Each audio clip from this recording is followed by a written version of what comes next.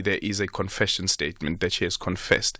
And as I was saying to Bridget, when the community members outside the court were chanting on Rens to speak the truth, she said she will speak the truth. And then at 5:10, we speak to Professor Mlamuli Hlajayo, Associate Professor at the Ali Mazrou Center for Higher Education Studies at the University of Johannesburg, as we reflect on the lack of transformation in higher education. A News 24 survey finding that 189 of the 256 professor and associate professors at the Northwest University are white. So that's one of the conversations that we're reflecting on just after 5 o'clock. 0614-104-107. That is our studio line. You can also, our voice note line, you can also drop me a call on 086-000-2032 and an X at Aldrin Sampear. The only talk radio afternoon drive show that makes sense. Beyond the Headline with Aldrin Sampear, right here on SAFM. Well, tensions play out on Saturday between the chairperson of the ANC in KwaZulu-Natal, Siboniso Duma, and the AmaZulu traditional Prime Minister, Thulasizwe Buthelezi, at the commemoration of the death of former Zulu King Dinizulu Kacetshwayo at KwaXeza in northern KwaZulu-Natal. The event, which was attended by President Cyril Ramaphosa and the Zulu King, Misizulu Kazwelithini, at one stage descended into chaos after Duma snatched the microphone from Buthelezi as the Zulu Prime Minister was introducing the king, but also he was about to make reference in protest to the secretary of the province of KwaZulu-Natal. This is now the ANC secretary of the province. Let's quickly speak to Fanele Mhlongo, SABC News reporter, who was following that particular story for us, and then after that we'll speak to Dr. Kuku Mazubugo, who is a cultural expert from the University of KwaZulu-Natal. Fanele, good afternoon. Thank you so much for making time for us. From your vantage point, what happened? Good afternoon, Adrian. Of course, I was amongst the reporters who were there at KwaXeza on Saturday. What happened is that just when Thulasizwe Buthelezi was introducing the king of AmaZulu Nation as the Prime Minister of the Zulu Nation, he started by making, during his speech, he addressed the people who were attending that event, telling them of the developments that has been done in the Zululand district municipality. But while he was making his speech, then he started by commending the president for how he respects the king, and then asked that the ANC leadership in the province as well can emulate what the president is doing. Then just when he was starting to mention names that he was going to say are amongst the people who are not showing respect to the king, he started by the name of Obegintolo. Just before even saying what exactly he was saying about Obegintolo, then Mr. Siboniso Duma snatched the microphone to stop him from making the statement that he was saying. And that's when we saw that there was a commotion that was starting, because Buthelezi paused and did not continue and saying anything. And then that's when Uduma said that Buthelezi was now disrupting the program, because they were not there to make political statements, but they were there to commemorate the King Dinuzulu. And then as Buthelezi, we understand that he, as the Prime Minister of the Zulu Nation, he has the support of the regiments. Then we saw the regiments now standing up, coming to stand in front of the stage or the podium where Buthelezi was making his speech. So when all that was happening, the king was sitting there on the stage, as well as the premier and the president. Then we saw that now there was this conversation between the two leaders. And then Duma now instructed Inyosi, the praise singer, to start singing praise for the king. Because for the king to stand up and speak, the praise singer, Baba Ungomane, has to start saying the praise song. Then when Uduma was now instructing the praise singer to say the praise song to allow the king to stand up, then the praise singer told Uduma that I cannot stand until Mr. Buthelezi, from whom the microphone was snatched, continues introducing the king, so that then now Ungomane will take over. So that's what exactly happened. That's how the microphone ended up going back to the same Buthelezi, and then Ungomane took over. Yeah. And then later on, there was the commotion that played out. The ANC released a statement saying that 11 of its members were assaulted. But they say it was IFP members. I don't know, from your vantage point, what is it that you witnessed? Yes, when the people were assaulted, we were still around the vicinity. However, which I did not see the people being assaulted to be the one who's able to say yes, exactly, is the IFP members who assaulted them. However, according to the information that we've received, people who allegedly assaulted the ANC members are people who had been part of the event, and we've been told that it is the regiments who were wearing their normal clothes.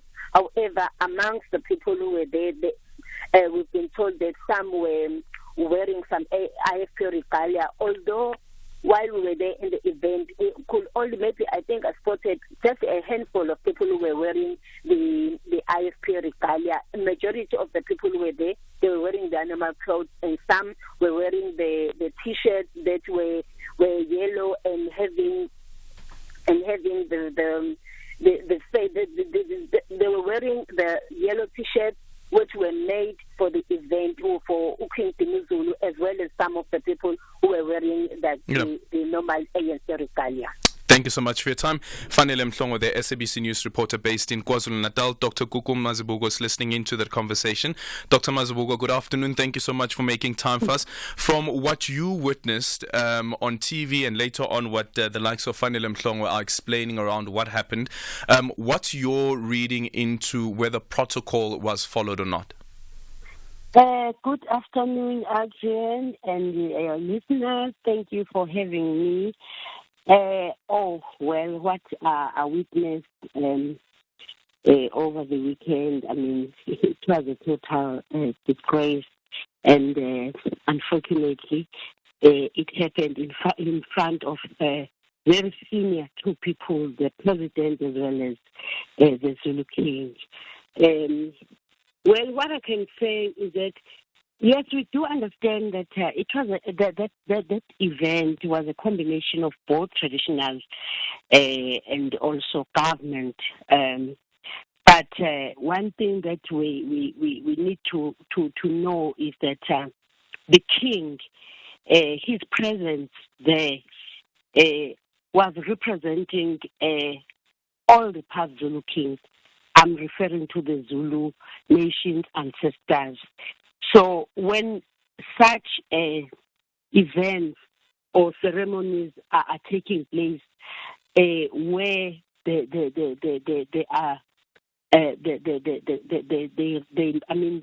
involve the late kings, there's quite a lot that takes place. Communicating with the late kings about the event that is going to take place. And no noise is expected when such ceremonies are taking place, because they just take away, they erase everything whether it was good or what. But when there's noise, when there's chaos, then it takes away that. Yeah. So one of the points that has been raised by Duma in his defense of his actions was that it is a government event, and that's what he was saying to the Prime Minister Thulasizwe Buthelezi as well, that this is a government event. Almost seems that it is being hijacked by the politics, and the politics, of course, heading into the elections. Does the protocol still remain steadfast, even though it is a government event, considering that the king was there and the president was there as well? I think protocols, it comes first, because I'm sure you witnessed that before the king, the president joined the king in the marquee. He went to the grave, and after that there was a certain ritual that was performed, which is part of the traditional, part of the event, where he had to cleanse his hands before going in the marquee and meet the king. So it was a combination of both. So both protocols were important to be observed. Yeah. That is why it was calling for tolerance respect and mannerism, because very senior and top people were there. I mean, to witness the commemoration event. Yeah. So once again, speaking about the politics, Tula Sizwe is a member of the IFP. We're heading into an election as well. Siboniso Duma is the chairperson of the ANC. We're heading into an election. From the conduct, though, of the Prime Minister, can there be anything that is said in relation to how protocol should be followed, considering once again that it is a government event, however, though, the event is actually to commemorate the death of King Gajwai? Of King Dinuzulu. Dinuzulu, sorry, apologies for that. Gajwai, sure. Yes. No, I think it was unfortunate that when the traditional Prime Minister was speaking, he called a certain name, and which also, led to that the grabbing of the mic in front of the president and the king.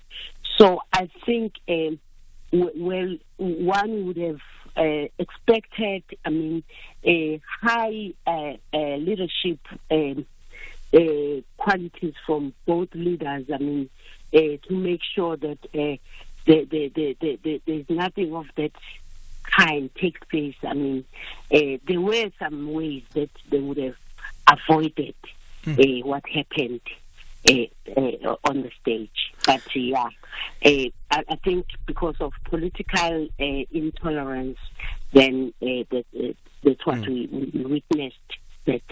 Yeah. Thank you so much for your time. Appreciate your time. Dr. Kukuma Zibugo, the cultural expert from the University of KwaZulu-Natal. What do you read into what played out over the weekend in Kwaqeza? Where do you portion the blame? Some people said that both men are actually at fault. And of course, some saying that it starts with the traditional Prime Minister, Tula Sizwe Buthelezi, who's a member of the IFP, who's also a mayor as well. And then again, further exacerbated by how Siboniso Duma responded to that whole incident. What's your reading into it? 0614-104-107, and you can also drop me an X at Aldrin Sampear. Our studio line is 086 000 2032. Fly better to your next holiday.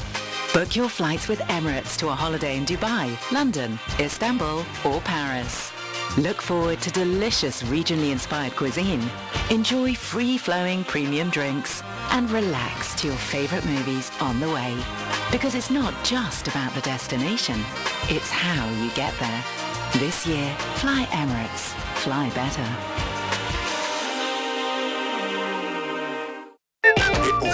So Sharon at office was telling me the way drip is so expensive these days. She's now waiting for her old clothes to come back into fashion.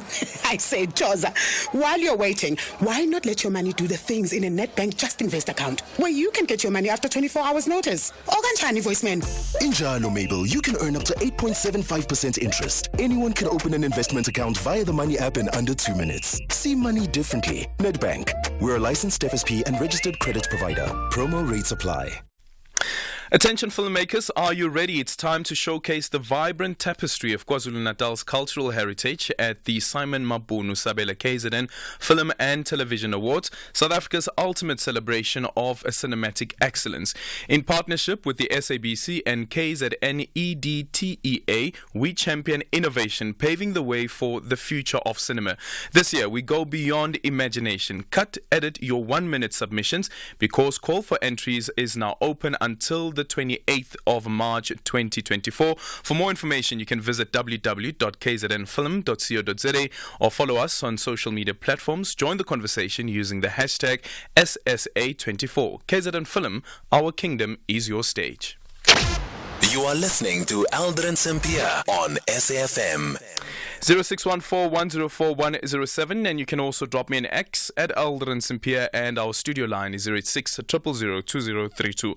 We're in conversation next with Musam Dung, a political analyst and PhD candidate at the University of Dundee. So the Russian President Vladimir Putin has secured a record 6th term after cruising to victory following an election that featured no credible opposition. Post the announcement of the results, some global leaders condemned the electoral violations and the suppression suppression of opposition voices during the Russian election, with the United Kingdom in particular saying that the Russian elections starkly underlines the depth of repression under President Putin's regime, which seeks to silence any opposition to his illegal war. But does it really matter for Russia to what those countries say and what Putin's next mission for the elections or post the elections? Musa Mtunge now joining us on the line. Musa, good afternoon. Thank you so much for making time for us. Sure, there is the response, especially from the West, that are saying that the elections were not free and fair, including the United States. However, though, looking at the election, looking at the outcome of the election and how many people actually went out to vote, 74%, that's a huge number. And the Electoral Commission saying that it's even higher than the previous election. So what do we read into this? Because the so-called suppression of the opposition would have happened in front of the eyes of the 74 people on the on the voters' roll who went out to go and vote. Indeed. Good afternoon. Good afternoon. Thank you so much for having me. Look, I mean, these elections clearly they consolidate power, Aldrin, for Vladimir Putin. In many ways, he has seen the backs of many of his enemies. When he first entered power in December 1999, many of the leaders then are no longer there. He stands alone. And in fact, given the results of these elections, he would have led the Russian people longer than Joseph Stalin did under the USSR. So in many ways, this is a consequential election, never in doubt. Yes, there are antics that point to these elections being not completely free and fair, but when the data analysis has been done on that, it shows that if all these antics were removed, Vladimir Putin would have walked away with 60% of the vote. Still very much a good result, which shows how popular he is. Unfortunately, for the West, what these elections say is, in actual fact, your sanctions don't work. They have no impact in Russia. And even if we look at economic data, it points out that Russia outperforms most of the G7 in terms of economic data, in economic indicators in the past 2 years. So for Vladimir Putin, it was a good election. The challenge now for him is, how does he see this war through? In other words, the next step needs to be about peace, because one thing these elections did show is that there is a fervor and support for an anti-war position here, one that leads to peace. And that is something that Vladimir Putin must consider. Yeah. And what does that peace look like, considering some of the conditions that had previously been attached during mediating efforts? Well, look, I think he would be entering negotiations from a position of strength here, right? So the pushback by the West, particularly the Ukraine, over the past summer just didn't work. There wasn't enough impact in terms of that. The fact that there's a loss of support for the war, both in the United States and across the pond in Europe, strengthened his negotiation power. And the fact that fundamentally his supporters, mainly China and Iran and the BRICS economies, have largely stood behind him, all neutral on this matter. So he's going in strong in negotiations, and I don't think the Ukrainians can continue to hold on, particularly if the US elections go the other way, where the Republicans re-enter power. That may compromise that particular war footing, but also strengthen his ability to negotiate a peace where he keeps Crimea and most of eastern Ukraine to himself. And such a result would be quite damning, I would say, for the West, for America, and how it positions itself as a global leader. And also considering that NATO is clear that Ukraine will one day become a member. But thank you so much for your time. Musa Mtunge, a political analyst and a PhD candidate at the University of Dundee. It's a minute after 3:30. Time for the news headlines.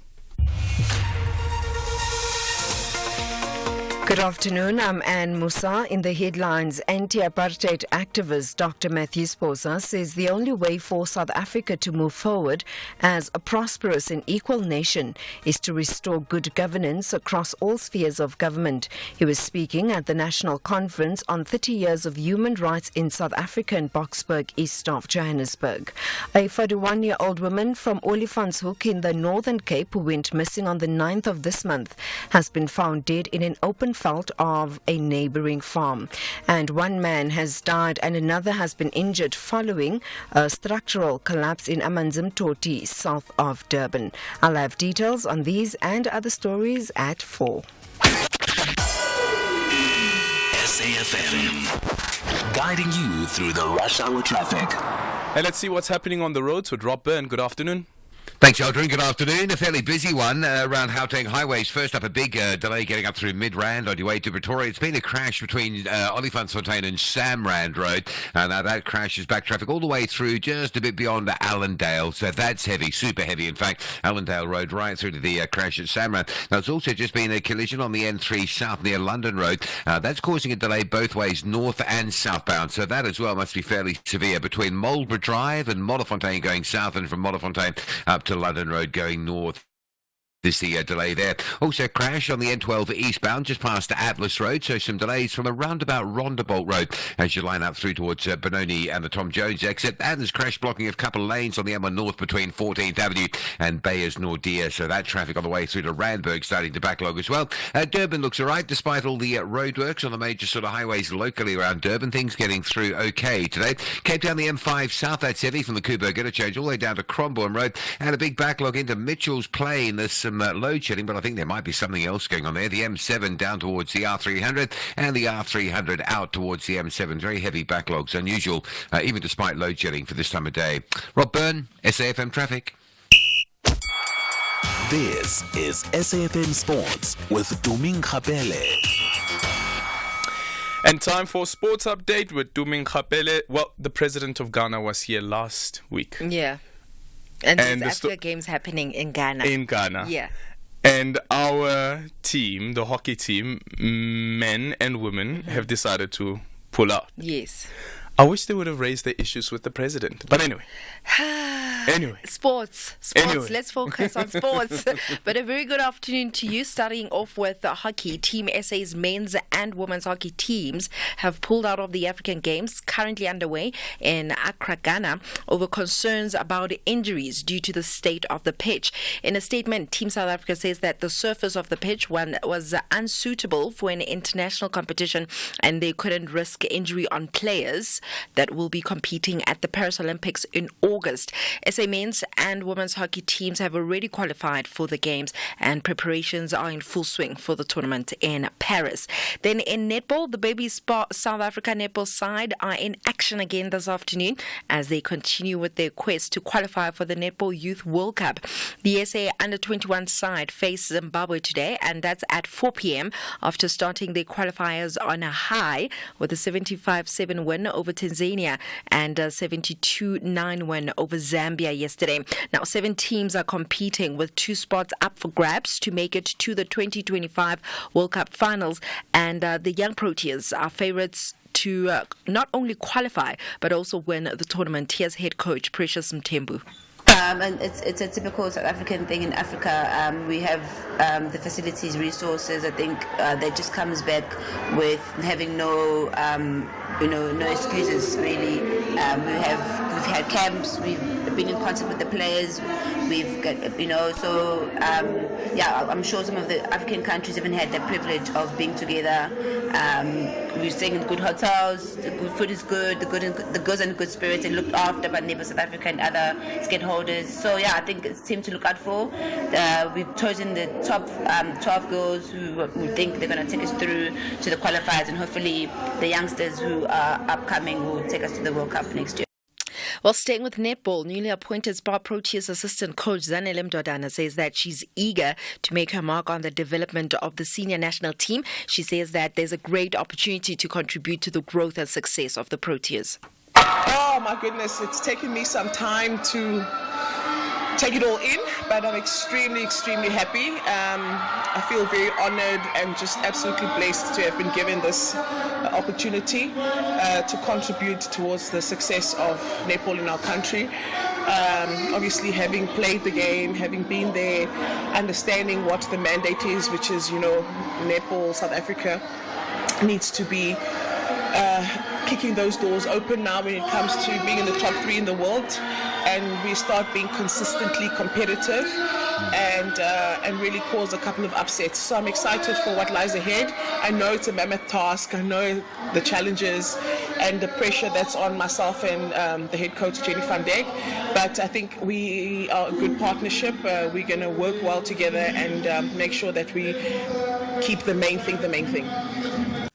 Right then, keeping you up to date with women's football in the Hollywood Bet Super League. This past week, it was the 3rd week of the league, and JVW managed to claim their first win of the season, beating University of Western Cape 1-0.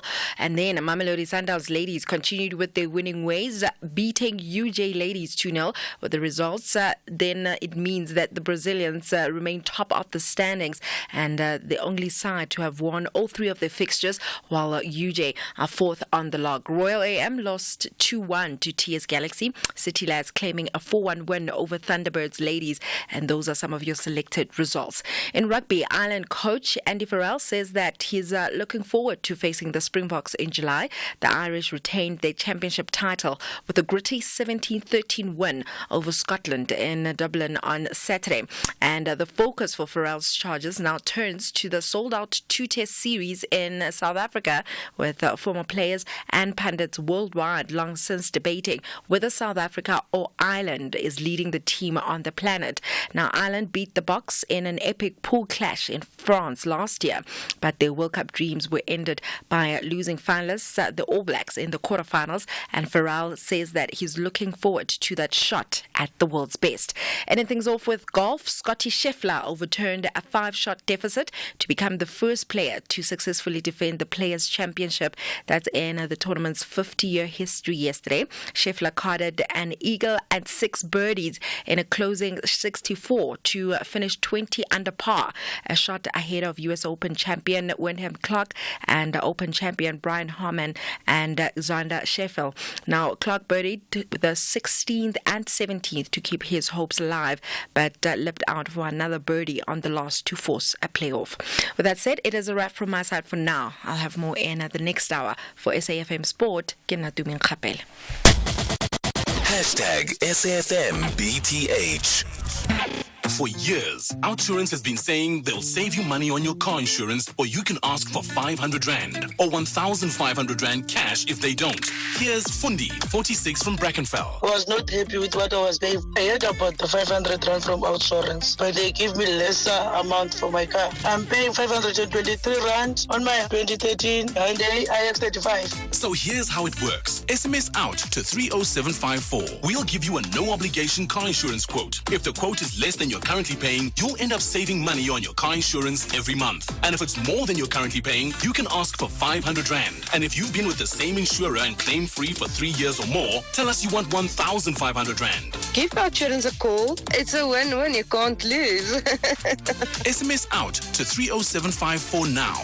That's out to 30754. Outsurance is a licensed insurer and FSP. T's, C's and limits apply. Premiums are risk profile dependent and reviewed annually. Client comments do not constitute financial advice.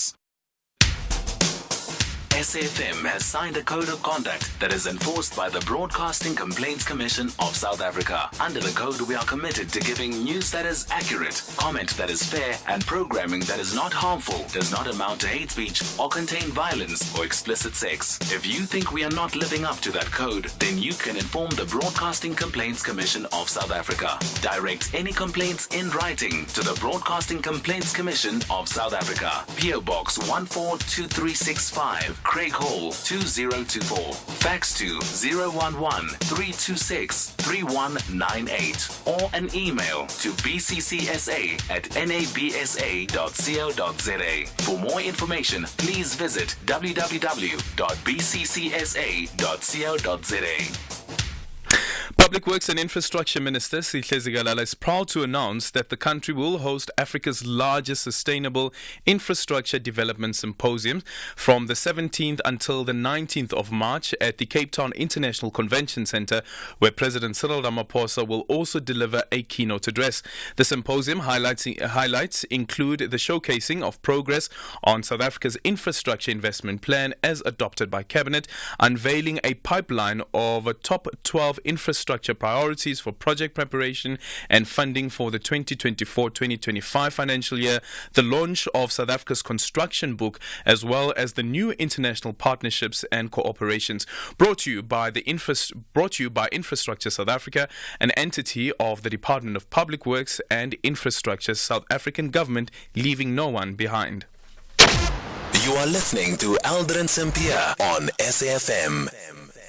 Let's take your voice notes on 0614-104-107. Hi, Aldrin. Lunga, Western Cape.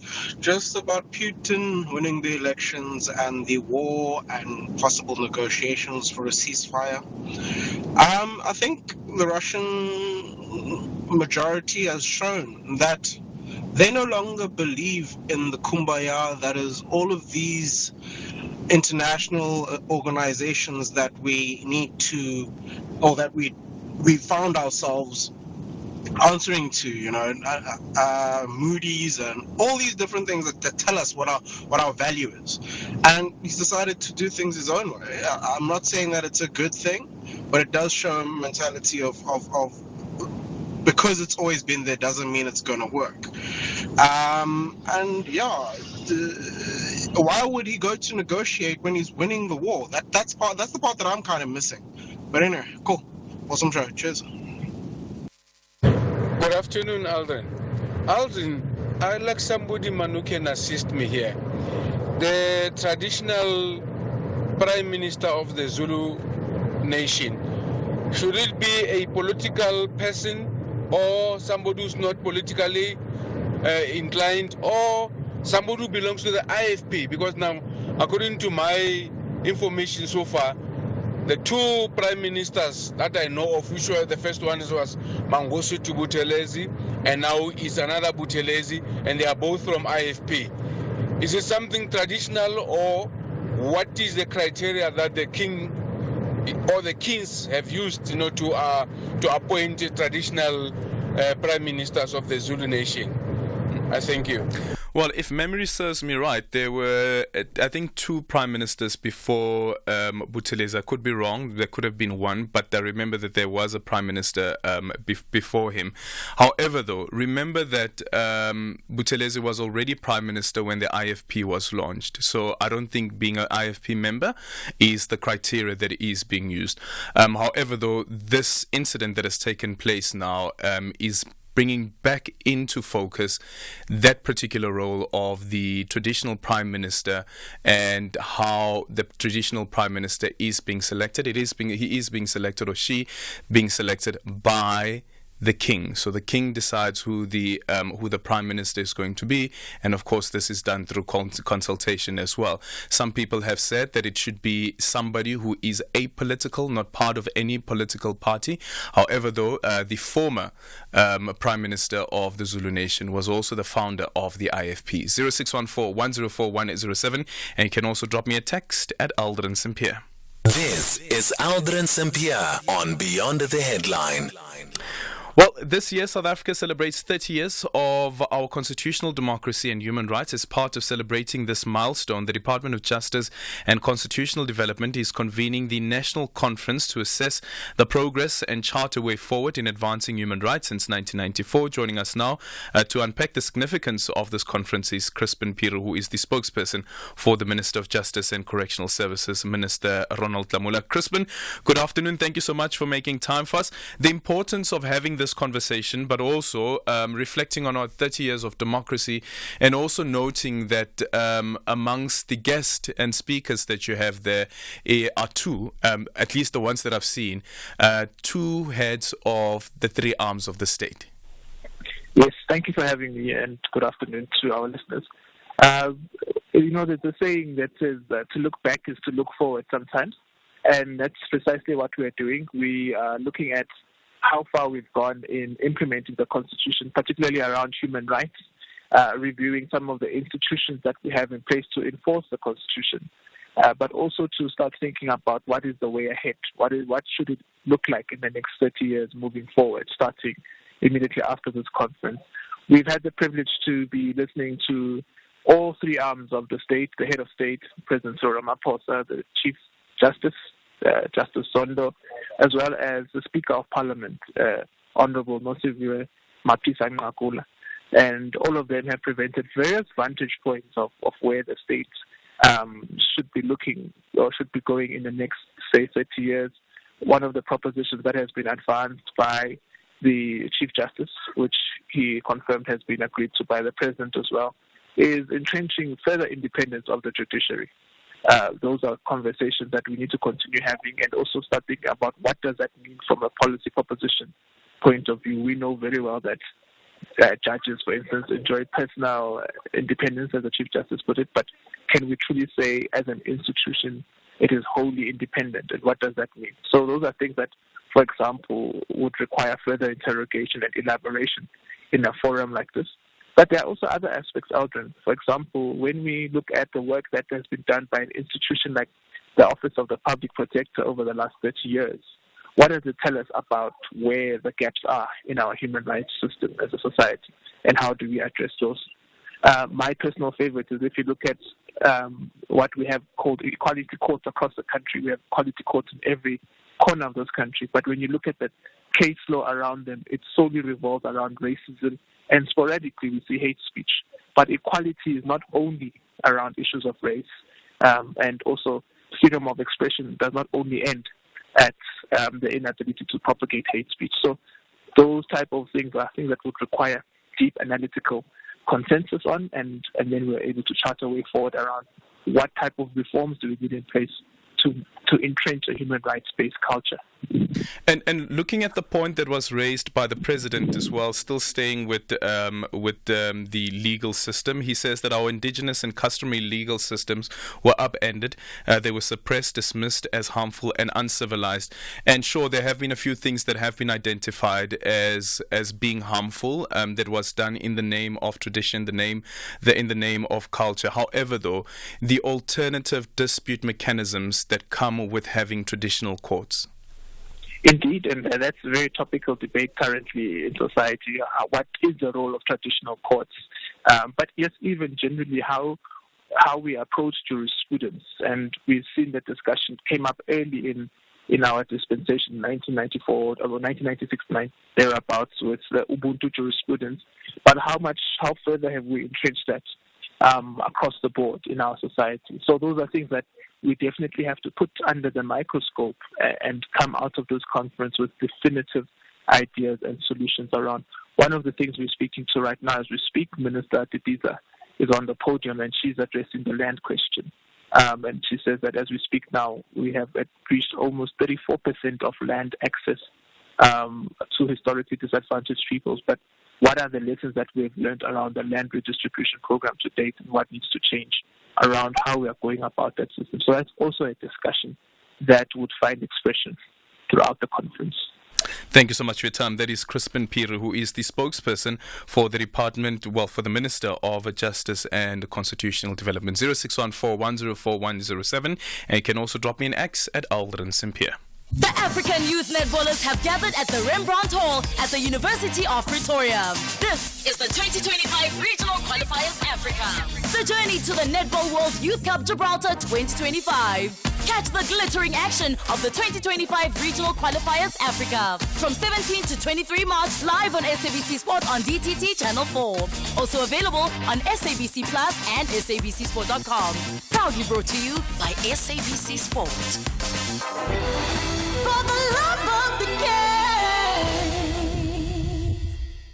When South Africans think security, they think Trinidor. With 6 months interest-free financing and over 54 franchises around the country, you can always find the security product and price that's right for you. Visit trinidor.co.za or call 0861 Trinidor today. Trinidor, the ultimate crime barrier. Are you one of the millions of South African households receiving television through DSTV, OpenView, StartSet or streaming platforms? You will not be affected by the analog switch off. If you own an integrated digital television with an outdoor UHF aerial and live in an area that has a digital terrestrial network coverage, you do not need any additional decoder to watch free-to-air television and will not be affected by analog switch off.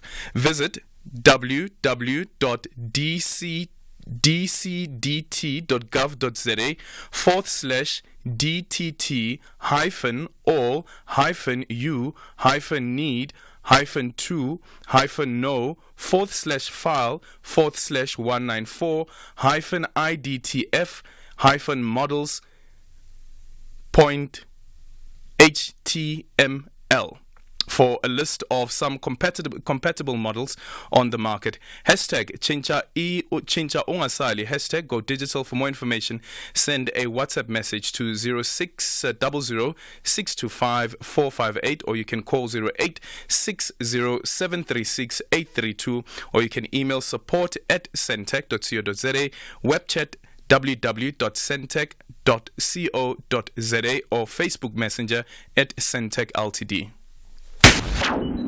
The only talk radio afternoon drive show that makes sense. Beyond the headline with Aldrin Sampear, right here on SAFM. Hi, Jane, how's it? This is Sabata from Durban. I think there is a mistake with that Jocelyn Smith case. There was no Sangoma that was previously arrested, that was later released. The lady is not a Sangoma. That has been established already, that she's not a Sangoma at all. I don't know whether I should call it a mistake or what. It was a mistake from the NPA. The lady is not a Sangoma. She's just a normal person who just stays at home and look after her children. She's not a Sangoma at all. The one who was released. So there was some mistake that was done. That one. I just thought that maybe I should clarify that one. Thank you. Good afternoon, Aldrin. This time from Bloemfontein. I'm disappointed at the remarks by America and European countries, Western European countries. You know, Aldrin, whether the Russians have voted to give Putin 6 term, it's not our problem, it's not their problem. They should ask the same question to their friend in Israel, Netanyahu. How long has Netanyahu been a prime minister of Israel? Because I grew up in the 2000s hearing about Benjamin Netanyahu. Even now, Netanyahu is still the prime minister of Israel. They should pose the same question to Netanyahu. Well, he once lost out in the elections and now has been re-elected through a coalition. Good afternoon, Aldrin Sampear and your hard-working team of producers behind you. My name is Mpepompereni from Limpopo Mkumbane village. Aldrin, last year when the case of Senzo Meiwa was still in the hands of Judge Chifwama Omera, I once said, not all people who knows the death of Senzo Meiwa is arrested. Some are still free. I am now happy that last week on Friday, another name of Kelly Khumalo has been mentioned. I now think the case is on the right track and is about to be finalized. Meiwa family is about to find closure very soon. Thank you so much. I am Mpepompereni, Limpopo Mkumbane village. Da. Well, actually speaking about Judge Maumela, he's currently appearing before the Judicial Conduct Committee, and this is in relation to the case that has been brought against him for failing to deliver judgments in time. And Tina posted a bit earlier on saying that, reflecting that one of the matters that was heard in 2013, there was a commitment that was given by Judge Maumela to hand down judgment in 2014 after attorneys wrote to the judge president and the judge failed to make himself available on that day. The judgment was eventually handed down in 2019. Case was heard in 2013 and judgment was handed down in 2019. But he's now facing a disciplinary action. And speaking about the Senzo Meyiwa case, we now speak to Pearl Makubane, SABC News reporter. So another confession statement allegedly by Mbongani Ntanzi, accused number 2 in the Senzo Meyiwa murder trial, states that he was threatened by his co-accused after the contract killing. Magistrate Vivian Cronje, who took down the alleged confession by Ntanzi, has been called to the stand at the High Court in Pretoria. Ntanzi and 4 others are on trial for the 2014 murder of the Bafana Bafana soccer captain. Cronje has read out a statement that claims all 5 accused were involved in the murder of Senzo Meyiwa. We now speak to Pearl Makubane. Pearl, good afternoon. Thank you so much for making time for us. What else did Magistrate Vivian Cronje have to say about that statement? Good afternoon, Aldrin. Well, the magistrate says that, Ntanzi detailed how he was contacted by some of the accused, that being Officer Mduli, to make his way to Phosphorus while he was at the Carltonville mine that he was working at the time. And when he came, he was then informed that there's this job that we need to carry out, and that being Senzo Meyiwa having to be killed. And he says that they all went then to the Khumalo home, all 5 of them, while he and Ngube made their way inside the house. The other 3 remained outside. There was a scout hand, there was a driver as well. And he says he was not the one that pulled the trigger, but accused number 3 having been the one that pulled the trigger. So the statement goes on to say that, he was shivering, he was, shaking straight after that, as this was not something he had done before, and was immediately warned when they got to the Phosphorus hospital to say that you better not tell anyone about what happened or our involvement in this, and should that happen, then we're going to kill you. And that's when he was paid the initial fee of 15,000 rand, and then straight after 30,000 rand, totaling to 45,000 rand for the contract killing. So considering that we now have the first confession statement and now the second confession statement, is there any correlation between what accused number 1, Muzi Sibia, had to say in his confession statement and what Bongani Ntanzi had to say in his?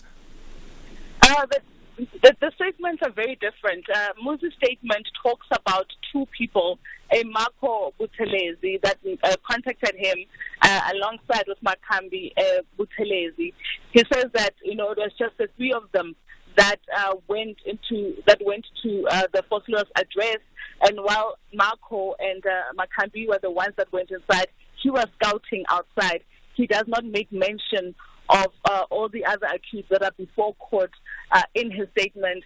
And we understand that the Marco that was the one that was allegedly talking to Kelly Khumalo and receiving money for the contract killing has subsequently died a few years ago. Yeah. Thank you so much for your time. That is Pearl Makubane, SABC News reporter on the Senzo Meyiwa murder trial. So now we have both confession statements that have been read out in the High Court. 0614-104-107, and you can also drop me an X at Aldrin Sampear. It's 4 o'clock. It's time for the news. Independent and impartial. This is SAFM News. In our top stories, good governance emphasized at National Human Rights Conference, and missing Olifantshoek women found dead. Good afternoon.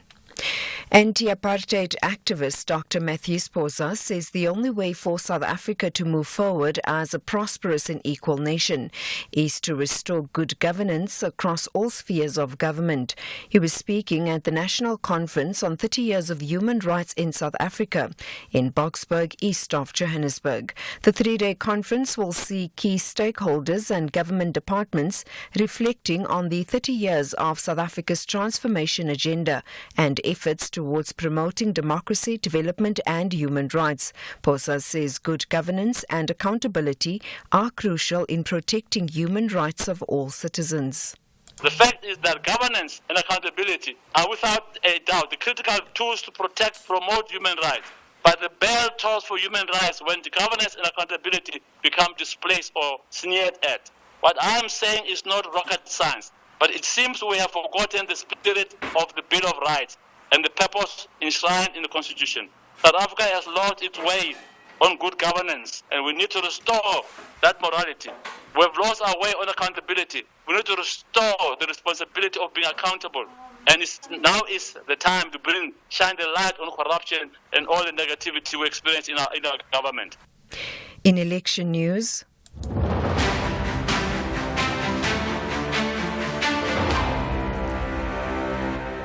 Rise Mzansi party leader Songezo Zibi says South Africans should vote them into power to receive services. Zibi is in the Free State on the campaign trail ahead of national and provincial elections in May. The party has conducted door-to-door visits in Bloemfontein and inspected an incomplete multi-million rand housing project. He says their mission and vision is to put the people to task and drive the political agenda of the people. We opened the nomination process so that people from all walks of life can drive the political agenda that the South African people have chosen. That's how we're different. So the question is not what am I going to do. It is what the South African people are willing to do to drive their own political agenda through their own representatives in the parliament of the people, in the legislature of the people. A 41-year-old woman from Olifantshoek in the Northern Cape who went missing on the 9th of this month has been found dead in an open veld of a neighbouring farm. Sarah Quran was last seen by her daughter almost a week ago when she disappeared. Police are investigating the circumstances around Quran's death but have ruled out foul play for now. Police spokesperson Timothy Sam.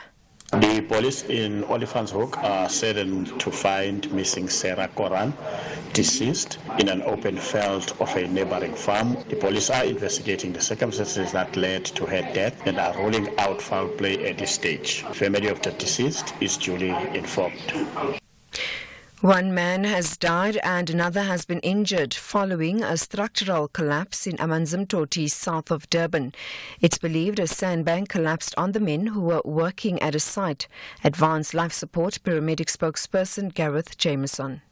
On arrival, paramedics found the men who had been working on a construction site when a sandbank had suddenly collapsed onto two men whilst they were working. Both men were severely entrapped, with one of the men sustaining critical injuries. Paramedics and firefighters worked to free the men using spades and other tools. Once freed, one of the men went into a state of cardiac arrest, and paramedics from Nekin 1 and ALS paramedics attempted to resuscitate the man. However, after a lengthy process, the man was declared deceased on the scene. The man is believed to be approximately 30 years of age. The second man, once freed, had sustained minor injuries and refused further treatment. And finally, authorities in France have arrested 9 people after a police station in the northern suburb of Paris was attacked with fireworks and petrol bombs.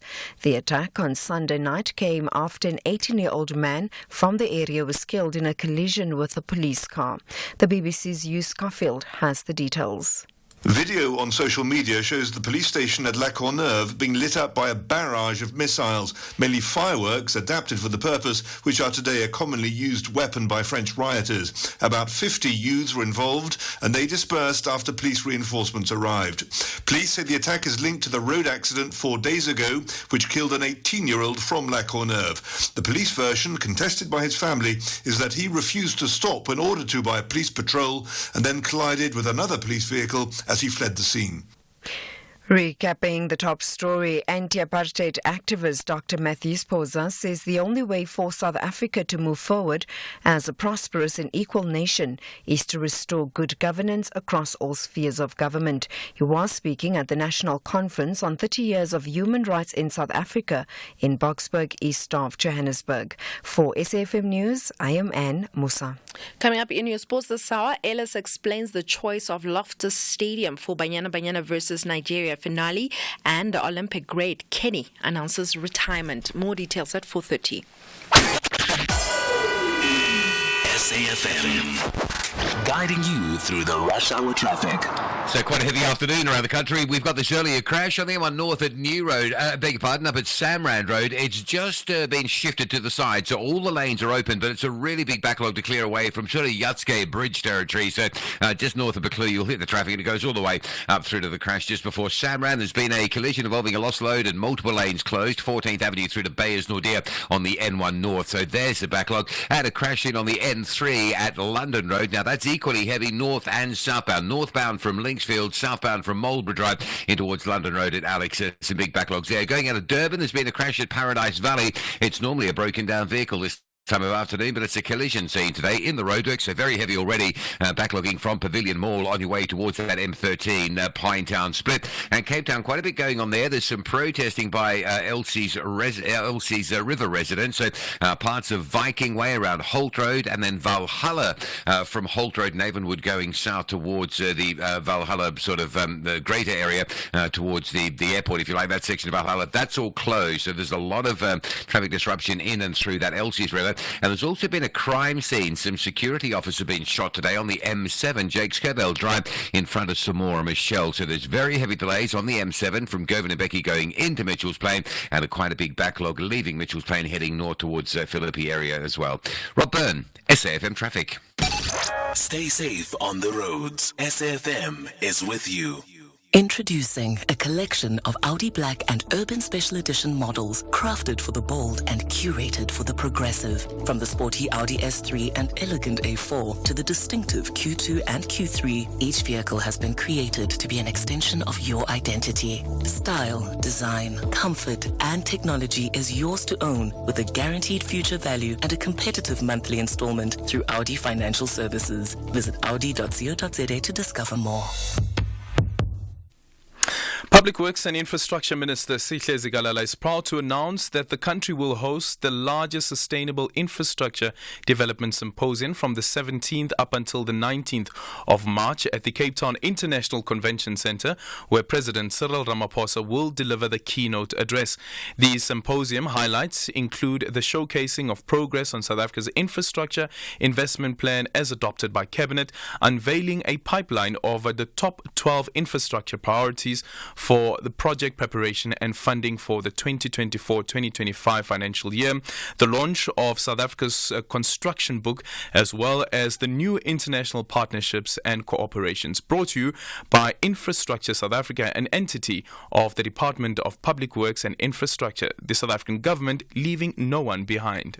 #SAFMBTH 0614-104-107, and you can also drop me an X at Aldrin Sampear. So coming up on the show in this hour, we will be in conversation with Dr. Whitney Rosenberg, who's the co-founder of Baby Savers South Africa, and this is following a story that you may have heard now in the news as well, of a mother in Hammanskraal who's been arrested for concealment of birth and defeating the ends of justice.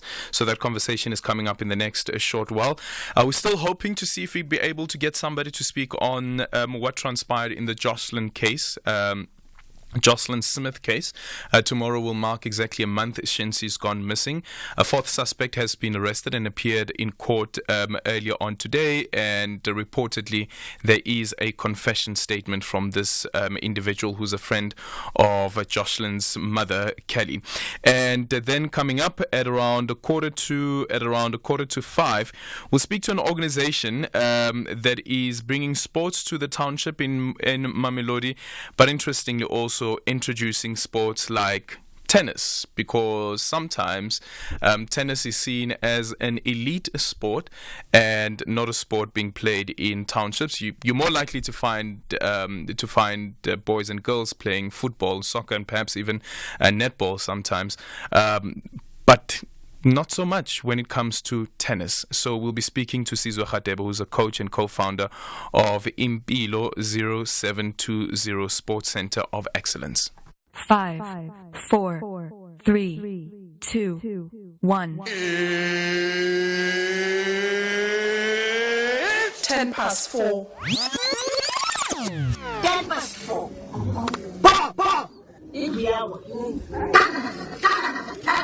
This is Aldrin Sampear on Beyond the Headline.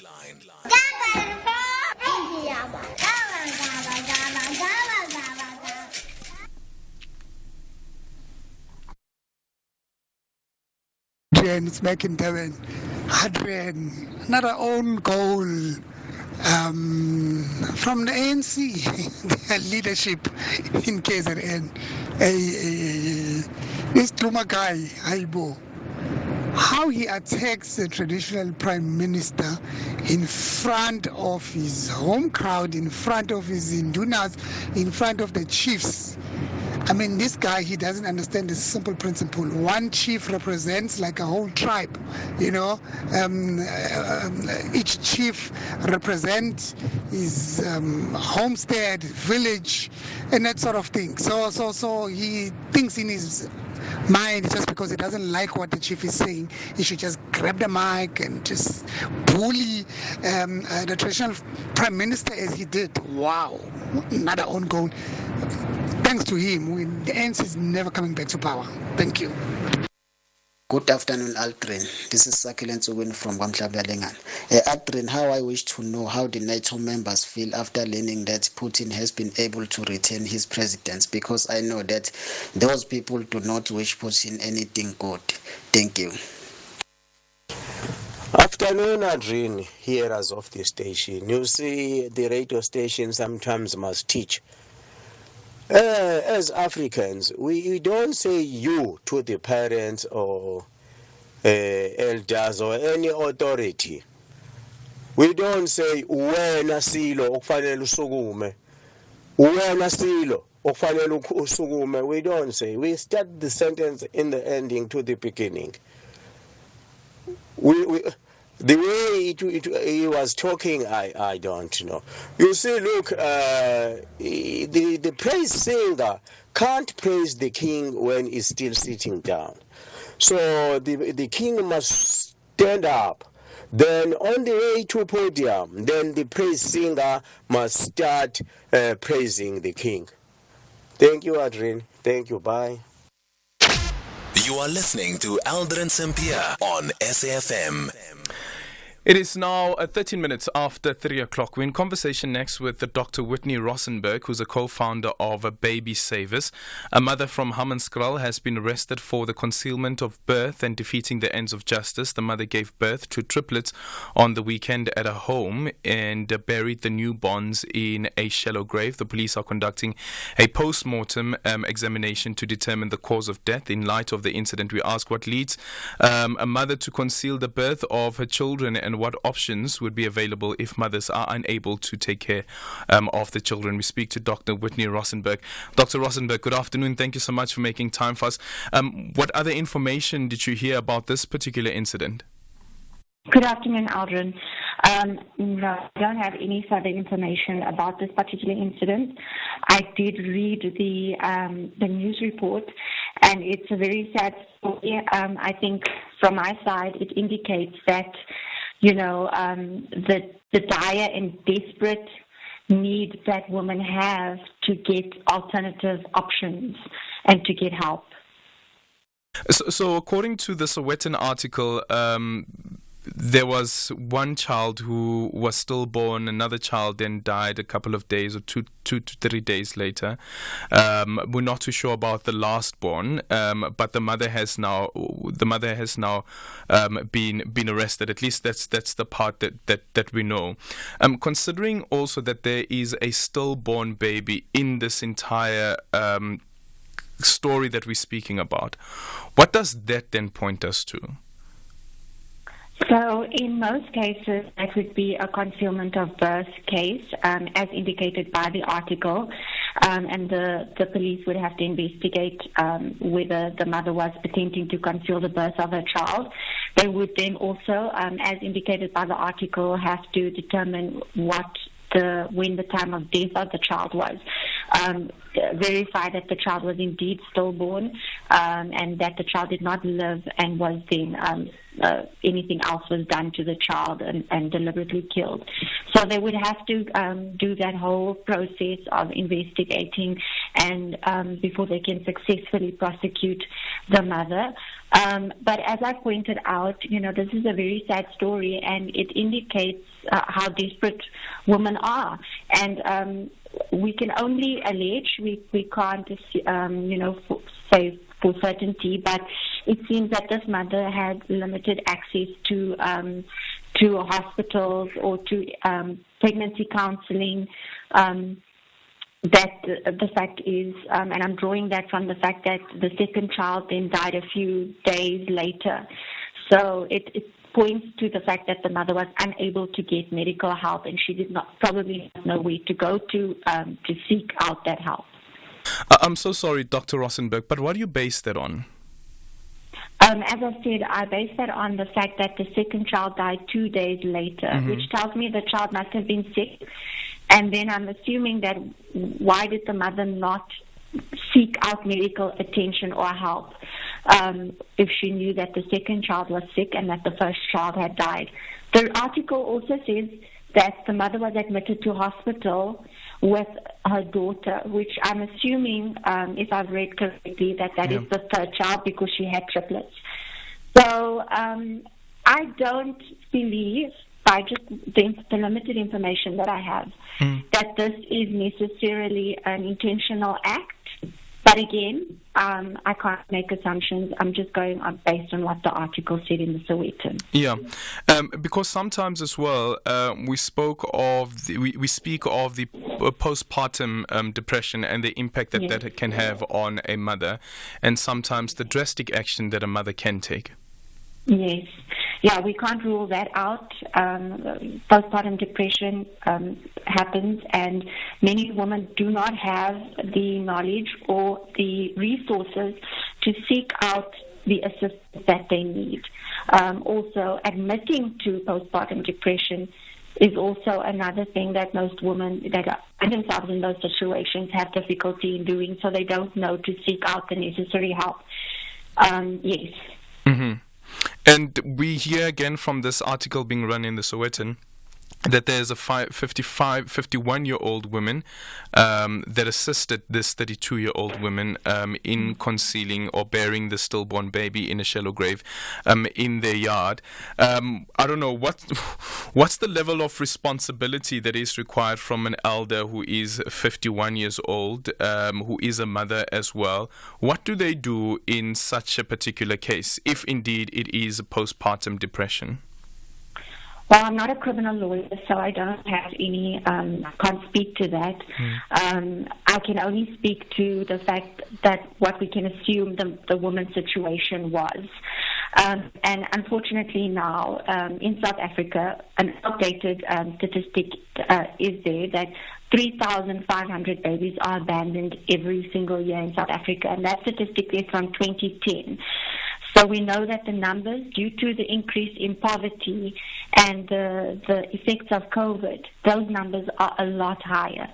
So we do know that there are very desperate women out there that need the assistance, need another option to be provided to them, not necessarily just the existing options, which are not that readily available to the woman in the first place. So we do know that women need another option. We do know that a baby saver is such another option that could provide a safe method of infant relinquishment where we will not see the deaths of these infants, but they'll actually have a chance at life. Yeah.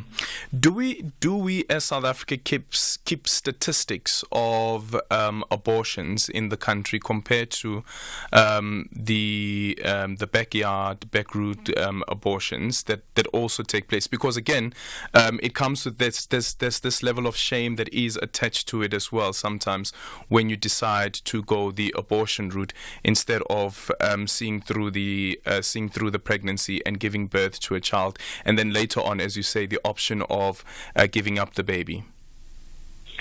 Well, I do not personally know the statistics on abortion. I do know that we do, though, have high rates of backstreet abortions that are happening currently in the country. What I can say to that is that we have a very conservative society still, and so that is not necessarily an option that a woman wants to choose.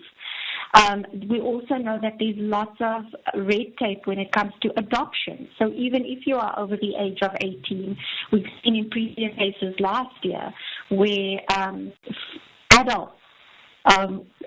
women adults that are still students are not able to give their children up for adoption because the department stands in the way. But we hope that those cases that we to court are now resolved and that the department has a more open stance towards mothers who want to give their children up for adoption. What we do need to realize is that those two options are very limiting. Another option, as you've mentioned, is safe relinquishment through a baby saver. And a baby saver is a last resort if a mother is unable to get to pregnancy counseling or pregnancy counseling is unsuccessful and she finds herself in a rural area unable to take a taxi to the nearest hospital or police station. Then she's able to safely relinquish her child if a baby saver box is available in that area through a baby saver box. And the baby is left in the box, an alarm is triggered, and a care worker collects the baby on the other side. The mother can then at any stage reclaim the child within the 90-day time period. But what we are saying is that we understand the situation on the ground, and the situation on the ground is that women are very desperate and they need another option because they do not choose abortion and because adoption is not easily and readily available. So we do need another option to help desperate women in these circumstances. Yeah, and again, then looking at some of the concerns that organizations such as yourself have raised around the decision that has been taken by the Gauteng government, where would those alternative options be coming from if organizations such as yourself are being shut down or would be shut down or told that the criteria that you use needs to be much more stricter? So currently the Gauteng Department of Social Development did issue a directive last year informing us that all baby savers need to be shut down. However, we have not shut down. We have legal representation, and our legal representatives have informed us that the department has made that decision without basing it on any laws. And so we are still operational. All of our baby savers are still operational across the country for desperate women who find themselves in these situations. Once a baby is left in a baby saver, all the necessary protocols are followed as if that child was left anywhere else. So a case is opened, investigations take place, the mother can reclaim that child at a later stage, reunification is possible, and all of those steps are then followed. So we are aware of the directive, but as I said, our legal representatives have informed us that that directive was not based on any point of law, and so our organizations remain open because we are performing an essential service. We are ensuring that a child's right to life is safeguarded, and that's why a baby saver box is essential. A child's right to life and a child's right to human dignity. We do know the alternative, and the alternative is what we see on a daily basis occurring. Babies being left in toilets, dustbins, in open cells, pit latrines, and the list goes on. And we are there to prevent that alternative and to say, instead of doing it unsafely, use the safer option. And we follow all protocols that need to be followed and account for those children that are found in the baby saver box. Thank you so much for your time. That is Dr. Whitney Rossenberg, who is the co-founder of Baby Savers. 0614-104-107, and you can also drop me an X at Aldrin Sampear. Our studio line is 086-000-2032. Sundays at 2 p.m. S3 is your home for Indian cinema. From February the 18th, sit back and relax as you enjoy a world of colorful entertainment. We guarantee you a memorable experience with the best Bollywood has to offer. Enjoy the Holy Festival of Color with premium Indian cinema movies. Catch all the drama, adventure, comedy, and romance on Sundays, 2 p.m. exclusive to S3. Greetings, fellow South Africans. I am Ronald Lamula, Minister of Justice and Correctional Services. South Africa celebrates 30 years of constitutional democracy and human rights this year. As we reflect on this significant milestone, the Department of Justice and Constitutional Development is convening a national conference to assess progress and chart the way forward in advancing human rights since 1994. This will be hosted from the 18th to the 20th of March 2024, with the 21st of March 2024 dedicated dedicated to the commemoration of the National Human Rights Day. The conference will gather key stakeholders from government, civil society, academia, as well as international delegates to discuss under the theme 3 Decades of Respect for and Promotion of Human Rights. We will emerge from the conference with recommendations that will inform our collective effort towards a future where a human rights culture is ingrained. Follow the conference in the media and our platforms to play your part in moving our country forward. I thank you. #SAFMBTH. Let's take your voice notes on 0614-104-107, and you can also drop me a call on 086-000-2032. A very good afternoon, Aldrin. Whether or not Prime Minister of Zulu people in KwaZulu-Natal is right or wrong, at the end of the day, when San says the behavior of chairperson of ANC is unbecoming, he should not have behaved the way he behaved. Maybe he's watching too much of WWE, SummerSlams, I don't know. Nelson and Pagaden. Adrian, those who don't understand the duty of soldiers must just go and ask maybe Peter Grief, the one who's there in that union of soldiers. To be a soldier, you undergo a training, military training. In that training, the discipline is highly acquired. And the soldiers, they cannot go and shoot people randomly. They must intervene in this crime to back up the police. I did that thing, Adrian, when I was still in the army. Not a single incident where we just shot people randomly. So it's doable. NC government mustn't run away from the facts. They must call the soldiers to back up people. Every province is having a crime that is uncontrollable. It is Port Elizabeth. Now it was Cape Town before. Thanks, Takata. And let's go to the line on 086-000-2032. We go to Anonymous joining us from KwaZulu-Natal. Good afternoon. Good afternoon, Aldrin. How are you? I'm well, thanks. How are you doing? Yeah, I think the most puzzling thing about Duma is that he went to Luthuli High School, which is a school that is named after the local chief, Bheki Zizwe Luthuli. And the area is very cultural, you know. He grew up in the area of the chief. He knows exactly how to address elders. But of late, this has always been his way of disregarding authority, even in his own area. Do you know him personally as a neighbor or as somebody that you grew up with? Yes. Okay. But if also you look at, that's where he matriculated. So he's lived in the same area all his life. And when you look at the fact that he went there neither as the premier or the MEC for Arts and Culture, so he can't say the other guy shouldn't have addressed the meeting, whereas he was the traditional prime minister and there was a traditional ceremony. And he doubled down while speaking to Xoli Mkambi when he said the Constitution doesn't recognize the traditional prime minister. Now he's putting the ANC into disrepute because you have even the youth now is very culturally conscious.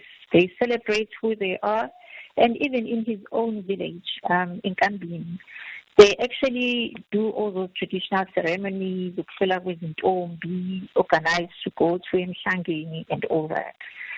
So what he did was totally uncalled for.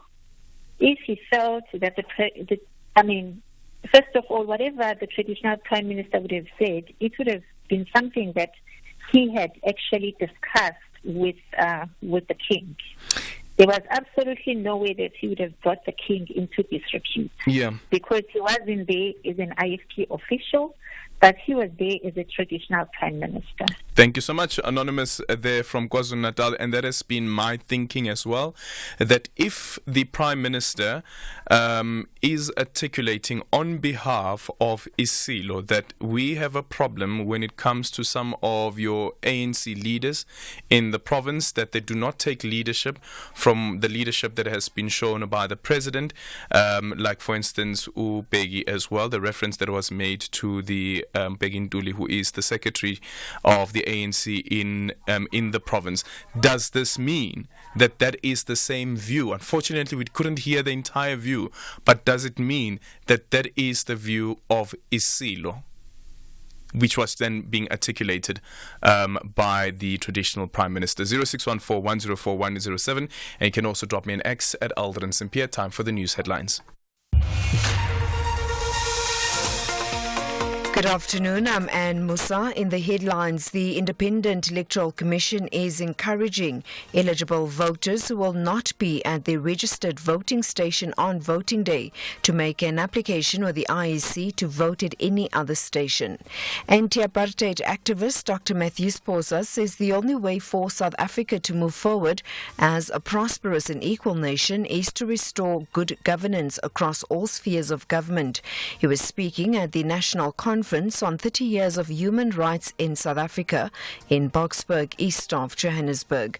And services in the eThekwini municipality in KwaZulu-Natal are slowly returning to normal. Striking municipal workers who have been absent for close to 3 weeks have returned to work. Greg House will have details on these and other stories at 5.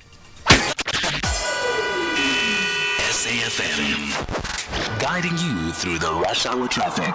Good afternoon. Some heavy traffic on Joburg's N3. There's a crash going northbound at London Road, so very heavy driving from Edenvale up into that, but the onlooking factor on the big volume southbound side, queuing up from Buccleuch down through towards Alex as well. Same sort of deal on the N1, a major crash. 3 lanes are blocked between 14th Avenue and Bayers Nordier. It's northbound, so coming up from Gordon Road, Ridderpoort through to Randburg's heavy, and then again, just onlooking on the high volume southbound side from Bayers Nordier down to 14th Avenue, very slow as well. Earlier crash on the M1 North at Samrand, still causing a big bottleneck from the Buccleuch interchange all the way, very slow up through the Midrand area today until you get past that seam, which is just before the Samrand exit. Going out of Durban, a crash on the N3 and the road to exit Paradise Valley, so again, that's super heavy. Queues from Pavilion Mall as you line up very slowly towards the Pinetown side today. And Cape Town, a bit going on there. Parts of Viking Way and Valhalla Drive are being closed in the Elsie's River area due to community unrest and protests. So there's a lot of traffic disruption through Elsie's, through Valhalla and through Epping as motorists jam up the alternative routes that remain open. And a crime scene on the M7, Jakes Curville Drive opposite Samora Michelle. Very heavy backlogs going into Mitchell's Plain from Govan and Becky. Big queues coming up from Highlands Drive on the M7 as well. And the R300 clogged up towards that M7 congestion. So a lot of issues and delays around that Mitchell's Plain area. Rob Byrne, SAFM Traffic. This is SAFM Sports with Duming Kapele. In your sports this hour, the decision to play the Banyana and Nigeria's second leg Olympic qualifier at the Loftus Stadium on the 9th of next month is all about using the high altitude advantage. This is according to head coach Desiree Ellis. With the winner of this tie set to qualify for the 2024 Paris Games, Ellis says that they will use all the resources that they have at their disposal to qualify. We look at the altitude as well. We have to make sure that we take advantage of that. And hopefully that can help us, especially in the first 15-20 minutes or late in the game. I remember we played in Johannesburg, we played Equatorial Guinea, and we drew 0-0. But the second half, they were struggling. We're hoping that it will be an advantage to us. But I think the first leg is going to be key. The first leg is going to be important for us to get a good result there. Like I said, to take the pressure of coming home, because they are a quality team. There's no two ways about it. And you cannot take it lightly. You know, if you're not concentrated for the full 90 minutes, you will get punished.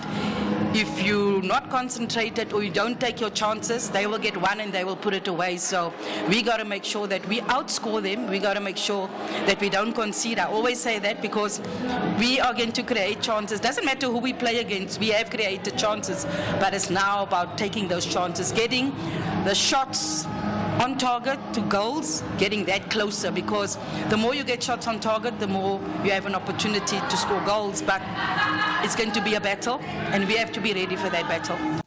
So it's hashtag fill up Loftus Stadium. Let's try and go and support Banyana with all we can so that they can qualify for the Paris Olympics. And I'm trying to get Aldrin to also go there. Yeah. Please. Certainly. Please.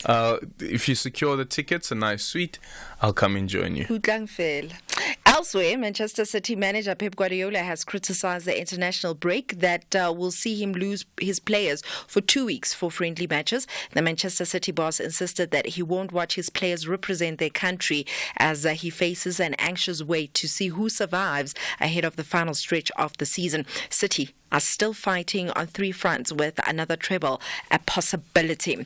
Then in basketball, with the BAL done and dusted in South Africa, and the spotlight now switching to the Nile and Sahara conferences respectively, it's going to be a long wait to see if the Cape Town Tigers will make it to the playoffs and the finals in Kigali in May. The South African representatives can only qualify as one of the 2 best third-place teams from the 3 conferences because they didn't do that well in South Africa. And Goya says that it is time for them to reflect and be realistic about challenges that they faced in this year's edition. We can't sit and say we're waiting for whatever. We got to get better. We got to get back into the gym and start working and hope for the best. But I think it's a good time for us to reflect from the top to bottom, from the top of our organization to the bottom, just to reflect on certain things. And it's time for us to be honest with each other as a club and just say where we went wrong from the top to the bottom as well. But we have to get into the gym and keep working. In cycling, Dame Laura Kenny, who is Britain's most successful female Olympian, has announced her retirement from cycling. The 31-year-old won 5 Olympic golds and 7 World Championship titles in a distinguished career on track. Now, she gave birth to a second child in July and had previously been targeting a 4th Olympics in Paris this year. Already a 3-time world champion by that point, Kenny burst into public consciousness by winning gold in the women's omnium and team pursuit at the London 2012 Olympics. Anything's off with golf. After becoming the first player in history to win back-to-back Players' Championship, Scotty Scheffler said that being honest is the secret of his success in the recent years. Scheffler carded an eagle and 6 birdies in a flawless closing 64 to finish 20 under par. Scheffler also became the first player to come from 5 shots behind on the final round to go and win the title at the TP Sawgrass, the venue of the Players' Championship. On that note, it is a wrap from my side for now. I'll have more in the next hour. For SAFM Sport, I'm Dumin Kapele. Economic news on SAFM. Facts and figures you can count on. And it is time for a market update with the Markwe Masilela, Chief Investment Officer at Markwe Fund Managers. Markwe, good afternoon. Welcome to the show. So let's look at Sun International and the JSE Limited's impressive annual results. But then on the other hand, you have Thungela Resources, and theirs look kind of terrible. It is, Adrian, and good afternoon to you and to the listeners. Sun International, Adrian, performance reflects the quality of their operating businesses, and we've seen that overall the gaming market in South Africa has been growing for a 3rd year in a row, and the gaming income makes up almost 76.8% of the total group income, which is up 7%. Casino income proved resilient, though it's down just marginally 1%, and Sun Slots operations were impacted by load shedding, and Sunbet, which is mainly sports betting, generated a record income up almost 116%. Resorts and hotels income achieved exceptional growth of 17%, with Sun City achieving record profits and net positive cash flow contribution to the group. And remember, the guys, they proposed to buy Piermont for almost 7.3 billion. That is the Emperor's Palace, guys. And we've seen the profit as headline earnings per share up 88%, total dividends up 6.7%.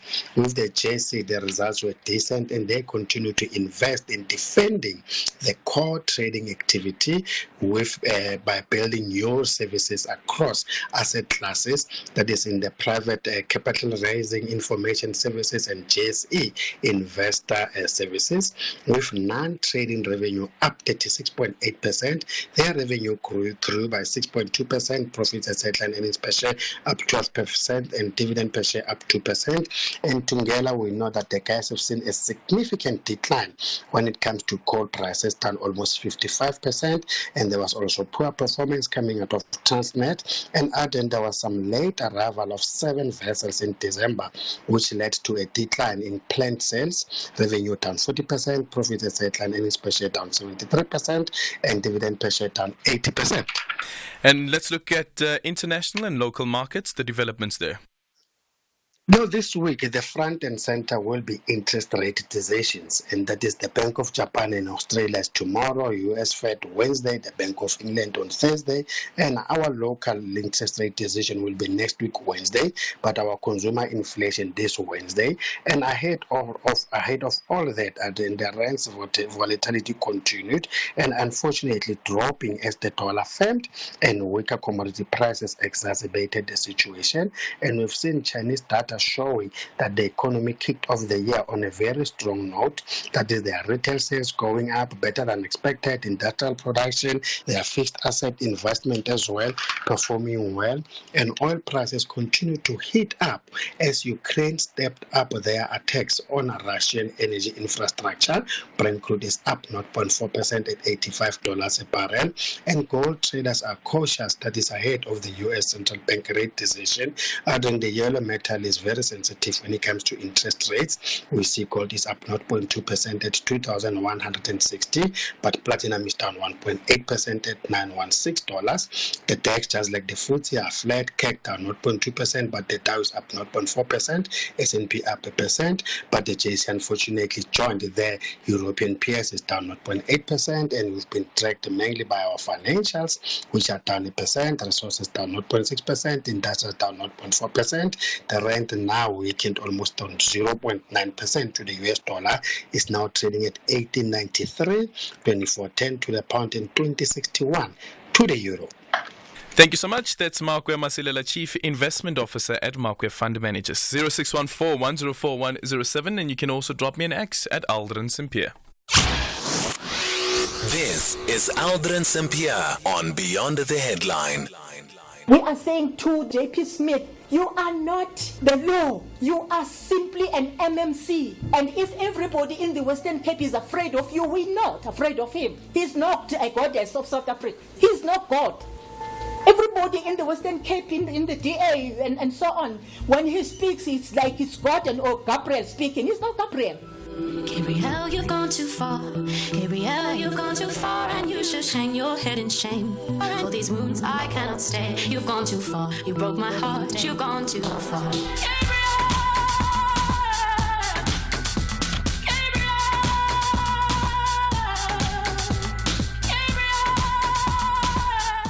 This is Aldrin Sampear on Beyond the Headline. Good day, Aldrin. Burying newborn babies has always been a, I don't know whether to say culture or tradition or customs. And, it has been happening for so many years. I think we need to look at this matter in a different light. Radipobe from Midrand. I don't know, hey? Because now you live in a democratic dispensation and we have legislation in place that you cannot conceal a birth. It is unlawful to do so. Because here's the thing, if you allow people to say that we are doing this in the name of culture without informing anybody, does it then open the floodgates for anyone who just wants to terminate the pregnancy or somebody who wants to conceal a death to go ahead and do it without informing any other individual? Without informing the authorities, because it's being done in the name of tradition and the name of a culture as well. So there is legislation in place, and the concealment of birth is a crime. Eric is joining us from Nongoma. Good afternoon. Good afternoon, Adrian. How are you? Good. How's it, Eric? Yeah. Adrian, I just want to give you a background to the incident that took place in Kwaqeza. Okay. This weekend. I think there's something wrong with our government here in KZN. They are speaking something else and they're doing something that is not acceptable. Firstly, This event, they plan it to be on the 10th of this month when the IFP was hosting its manifesto launch in Durban. I think after the intervention of His Majesty, the King, they postponed it to this past weekend. Secondly, all of those people were beaten there. You could see that the government was using the event to advance the interests of the ANC, because those people were wearing T-shirts that were written in honor of King Dinizulu, the founder of the African National Congress. At the back of their T-shirts, that was written. Because if Amabuto beat them, as they are saying, how they were able to identify this were the ANC people? Because previously, the government has been emphasizing that people, when they go to such events, they must not wear political regalia. Yet those people are wearing those with the ANC at the back, and in honor of King Dinizulu, and they were putting the king, the late king, into politics. So when people reacted after Duma had done that, because I believe that the Duma would have accepted that the traditional prime minister addresses the nation and introduce the king to the nation. Because he even uttered something that was very strange, to say that the government is powerful. You see, in front of the king and in front of the president of the Republic of South Africa, I would have said, I would have understood if it was the president of the Republic who stood up to say, no, Honorable Buthelezi, we are doing something wrong. You see him being the master of ceremonies, doing such in front of people, and he was instigating violence.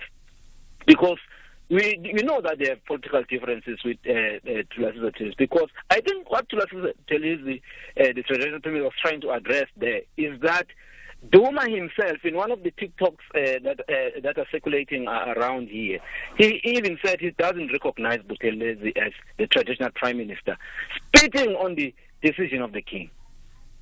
Even in Tolo, when he was asked by one journalist about the appointment of King Reverend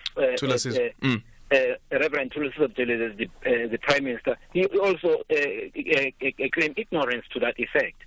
So what was happening there is that they were using the government event to advance political interest of the ANC, and it backfired, because I would have imagined that after the people were beaten, some of the people were there should have been IFP people, because they would have been wearing the IFP regalia. But it's clear that it was the ANC supporters who were wearing those T-shirts given by the government, using government resources. And it was ANC colors also that were on those T-shirts. Yes, that's why the Amabuto were able to identify them, to say these people are were you there, Eric?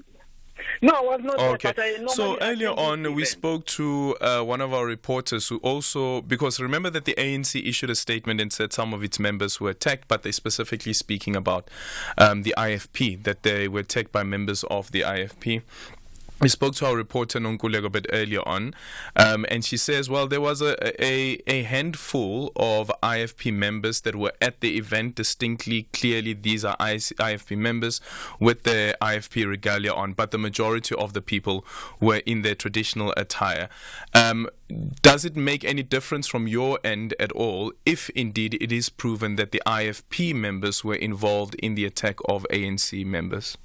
No, for me, it's very difficult to distinguish between Amabuto and the IFP people, because mostly, in many cases, you will find that the people who are attached to the tradition and culture of the Zulu people are mostly the IFP people, because the founder of the IFP, His Excellency the late Principal Telezi, had emphasized the importance of culture among his political followers.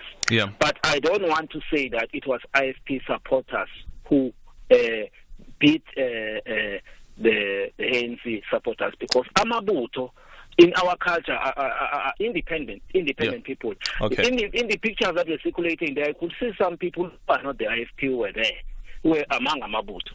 Are you an IFP member? I am. Of You course are? I am. Okay, and Yeah. you know all IFP members? In this area, in Nongoma, I know all of them. I know all Eric. from different political parties. I But know Eric, thank all you so much for the call there. Eric there from Nongoma. And by the way, I made a mistake earlier on. I was referencing the traditional prime minister, referring to Begim Dolo, who is the secretary of the ANC in KwaZulu-Natal, and I kept on saying Begi Ntuli, who is deceased, of course, the former MEC in KwaZulu-Natal. So apologies for that. I meant Begi Mtolo. And thank you so much, Ingetama Gazuma. Thank you. Ingetama _Zuma 0614-104-107, and you can also drop me an X at Aldrin Sampear. This is Aldrin Sampear on Beyond the Headline. Hi, Aldrin. This is KM. I just want to talk about the conceal or the birth or the deaths of the babies. Let there be improvement in the hospitals. Women are suffering there. Maybe somewhere investigation should be done there at the hospitals. Women are suffering when we are going there to go and give birth. We are not welcomed with the warm hands by those health workers. So please, let us talk about the hospitals first. Thank you very much. Good afternoon, Aldrin. Regarding the matter of Saturday, I'll just be brief. The word of God says, pride goes before a fall and arrogance before a disaster. Let me remain there. #SAFMBTH. It is 8 minutes now before 5 o'clock. We're in conversation next with Sizwe Radebe, coach and co-founder of Impilo 0720, a sports center of excellence. Now, we talked to them about the good work that they are doing, which is based in Mamelodi. As part of contributing to society in a meaningful way, the organization conducts street tennis sessions bi-weekly throughout Mamelodi, introducing the sport to young children through mini tournaments and skills-building activities. Sizwe is now joining us on the line. Sizwe, good afternoon. Thank you so much for making time for us. Good afternoon, and thanks for hosting. So I was saying a bit earlier on, the strange thing about sports as well and how sport is categorized is that tennis is sometimes seen as an elite sport, and most of the time you find that in townships you wouldn't find a tennis court or children who are playing tennis or even being exposed to the sport compared to their counterparts who live in urban areas, who go to former Model C schools and so forth. So what is it about tennis, specifically now speaking about tennis, and outside of the other sports that you are also doing as well, what is it specifically about tennis that you felt that this is something that we should be introducing to the community of Mamelodi? And I see here we refer to street tennis. Yeah. Being based in Mamelodi, we have 3 facilities which are aging as we speak. 3 facilities, Mamelodi West, Mamelodi East, 2 of those. Impilo tennis team is also have hosting table tennis, also including taking the tennis and the table tennis to schools. In our ward, we have 7 primary schools and 1 high school. So now what we did, we're putting the tennis inside the schools. Remember, these elite high schools or primary schools, they are actually playing league tennis, school league tennis, school tournaments. So now we give justice for our local kids to participate also there. How did you come up with tennis, though? Why tennis? Yeah, actually it came up from an accident. Actually, I was passing by here. Remember, the team it's named Impilo 0720. 0720 is actually the date of registration of the team. So it was COVID era at that time. Oh, okay. So it was the courts that Impilo is working in.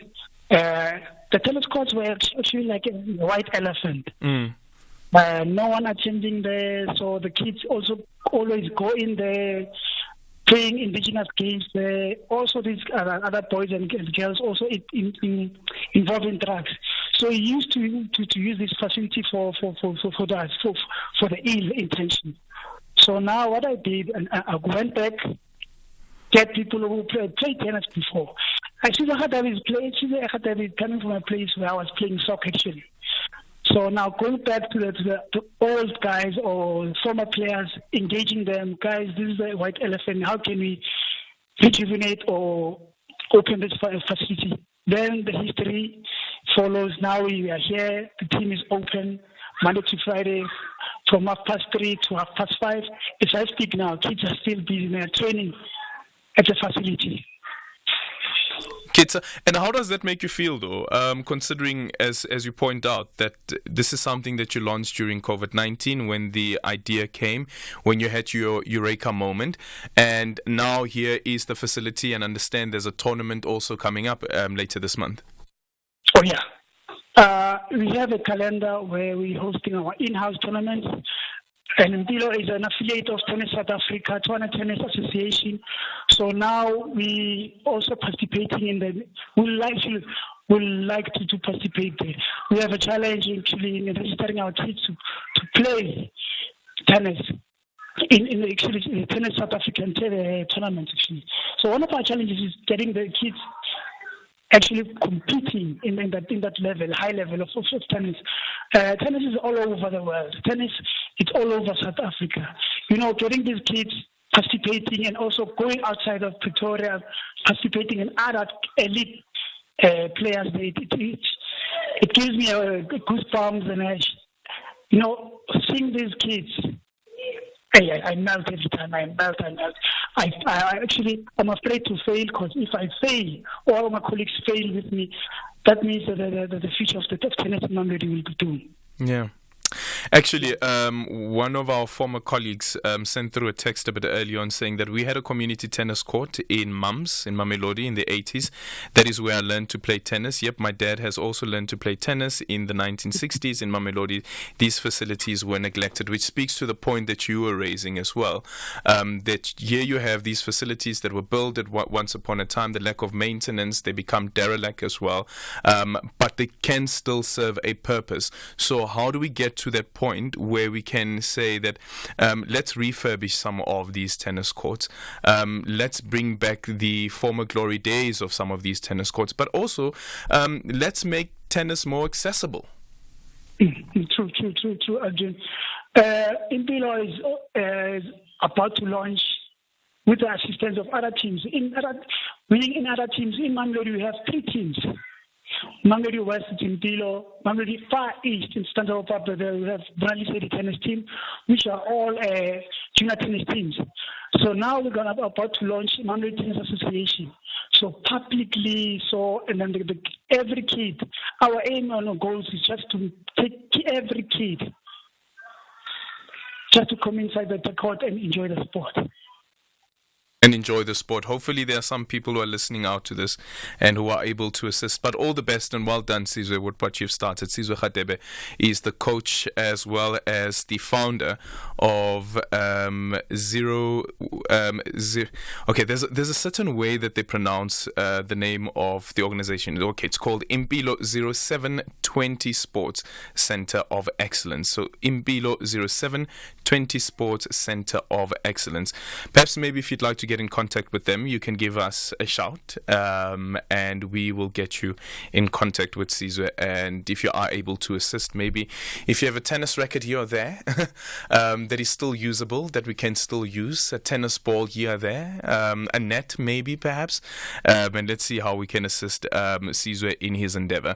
And perhaps maybe Kanya, what do you think? Maybe we should go to one of the tournaments, one of the upcoming tournaments. Let me just quickly see. So there's a tournament that is coming up on the 30th of March. It's called the Wilson Mini 2 Under 12, Under 14 and Under 16 tournament. And then on the 31st, there is the GN Rainbow Kids Wilson Mini 2 Under 10, which is the outgoing tournament, it says there. And then there is the GN Rainbow Kids tournament, which it also says is outgoing in-house on the 29th of June. They have a fun walk as well as a tournament as well. 0614-104107. You can also drop me an X at Aldrin Sampear. Our studio line is 086 000 2032. It's 5 o'clock. Time for the news. Independent, accurate and impartial. This is SAFM News. IEC makes an appeal to voters in concern over Gaza famine. Good day to you.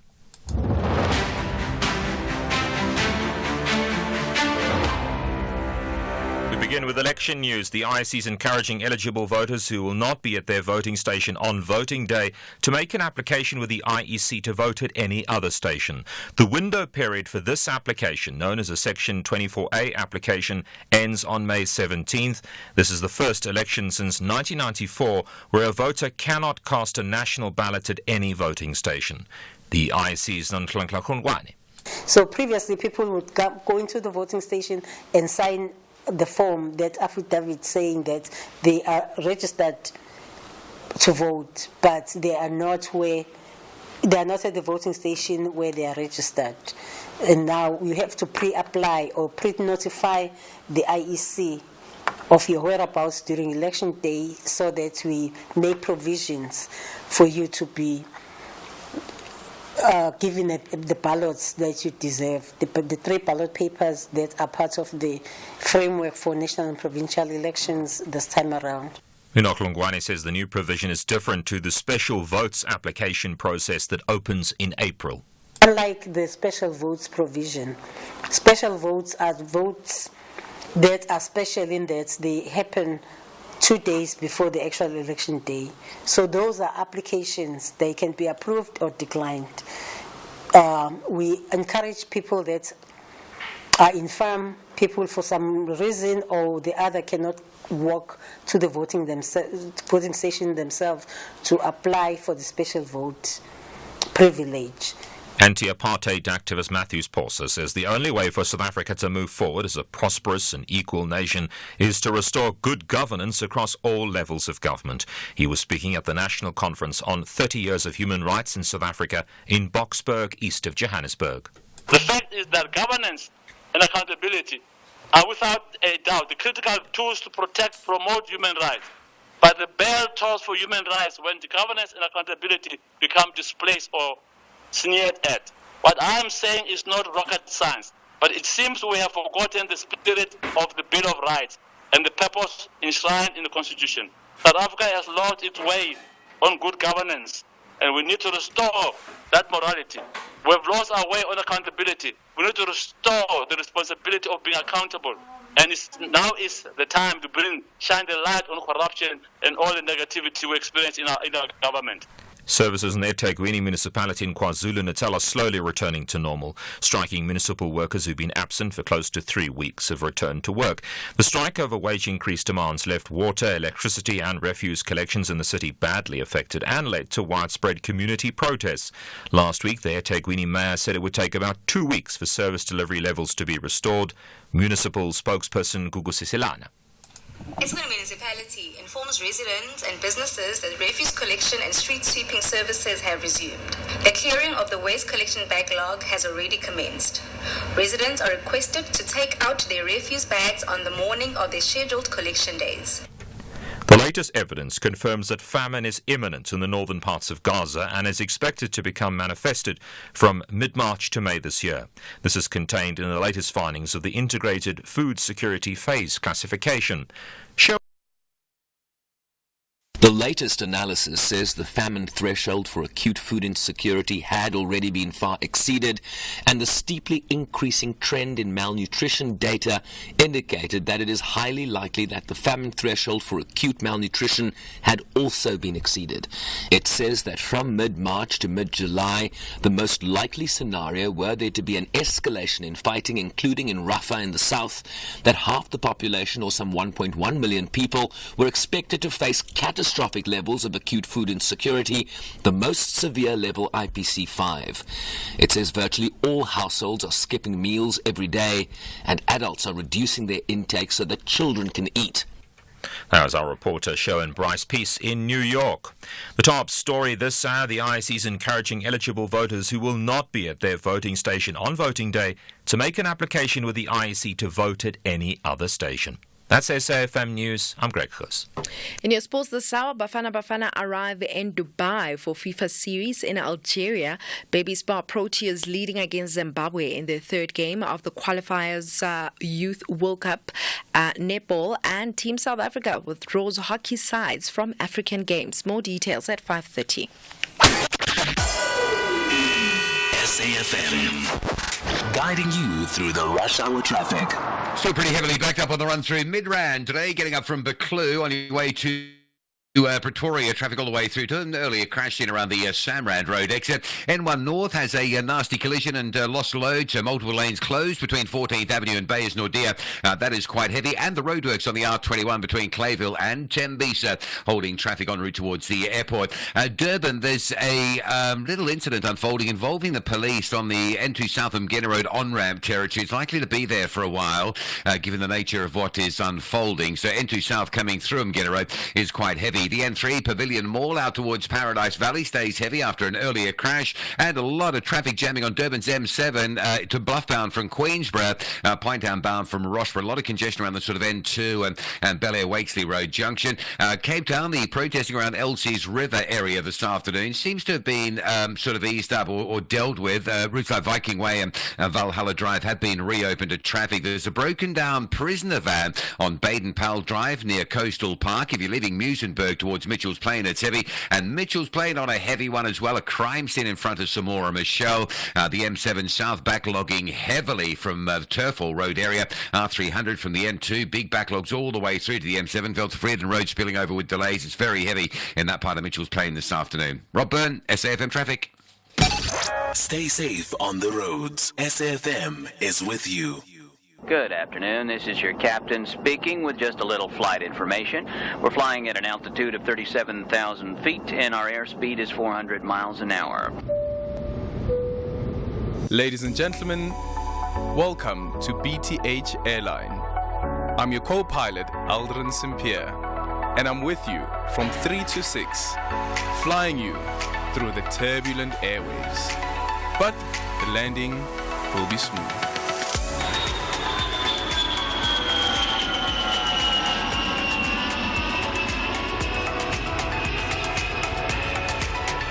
So just sit back and relax and enjoy the rest of the flight.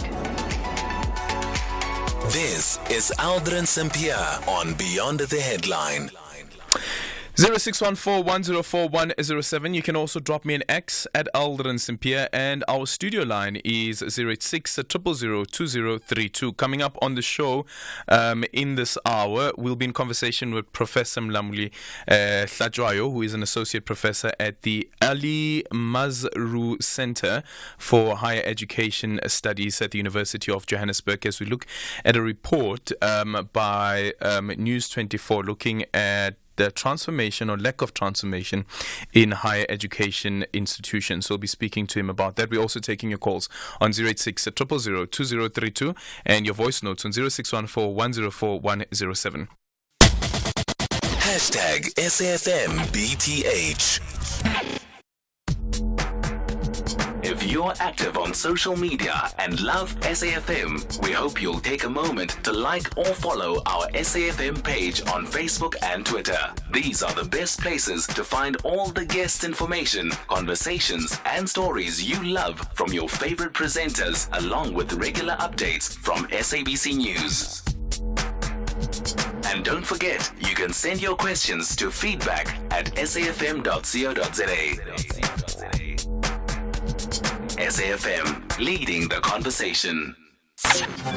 Whether we are at the workplace, within communities, at school, or with our friends and family, we all need to demonstrate the kind of responsibility that we would like to see in our country's future. SAFM commemorates Human Rights Month. Going beyond the headline with Aldrin Sampear. If your partner decides to go and get a firearm, does that for you also mean it's the end of the relationship? She used to like her drink, and there would be some acrimony. She liked arguing. The moment she got that gun license, I said, I am out of here. I dumped her. I left. That was 2016. He has shown me the gun. when we have our second meeting. And I just felt like kuphelile bafethu angizingeni. How come you go around carrying a gun and then you are even showing me ukuthi uphethe isibhamu? What does that mean? I'm sorry, anginasikhathi samasotsha mina. My kids are young. Sorry. It's just the way that you phrase that as well. Hashtag SAFMBTH.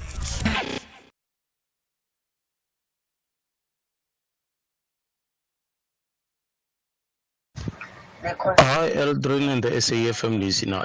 I just want to ask myself, I'm asking myself that, for Ramaphosa to go in there at the KwaZulu Natal, is he gone there with on behalf of ANC or on behalf of government? And if maybe it's on behalf of government, why government must just go in and then placing those kind of a thing? Do you think we don't have only one king here? We got like Namapedi King, Shangan King, Venda Kings, all of them. And then if maybe it's the government itself, and then it's a wasting of money because those people, they're getting a hell of a money. And according to me, no, they're supposed not to do that. It's a waste of taxpayers' money. Good afternoon, Aldrin. I just want to let you know that your show is 100%. And you are a very objective young man. So I would like you to carry on with your good show. And this trouble of the pulling the mic, I just leave it to the parties to sort out. I thank you. Yeah. Your uncle, Sam from Pietermaritzburg. Thank you so much, Sam. 0614-104-107, and you can also drop me an X at Aldrin Sampear. Our studio line is 086-000-2032.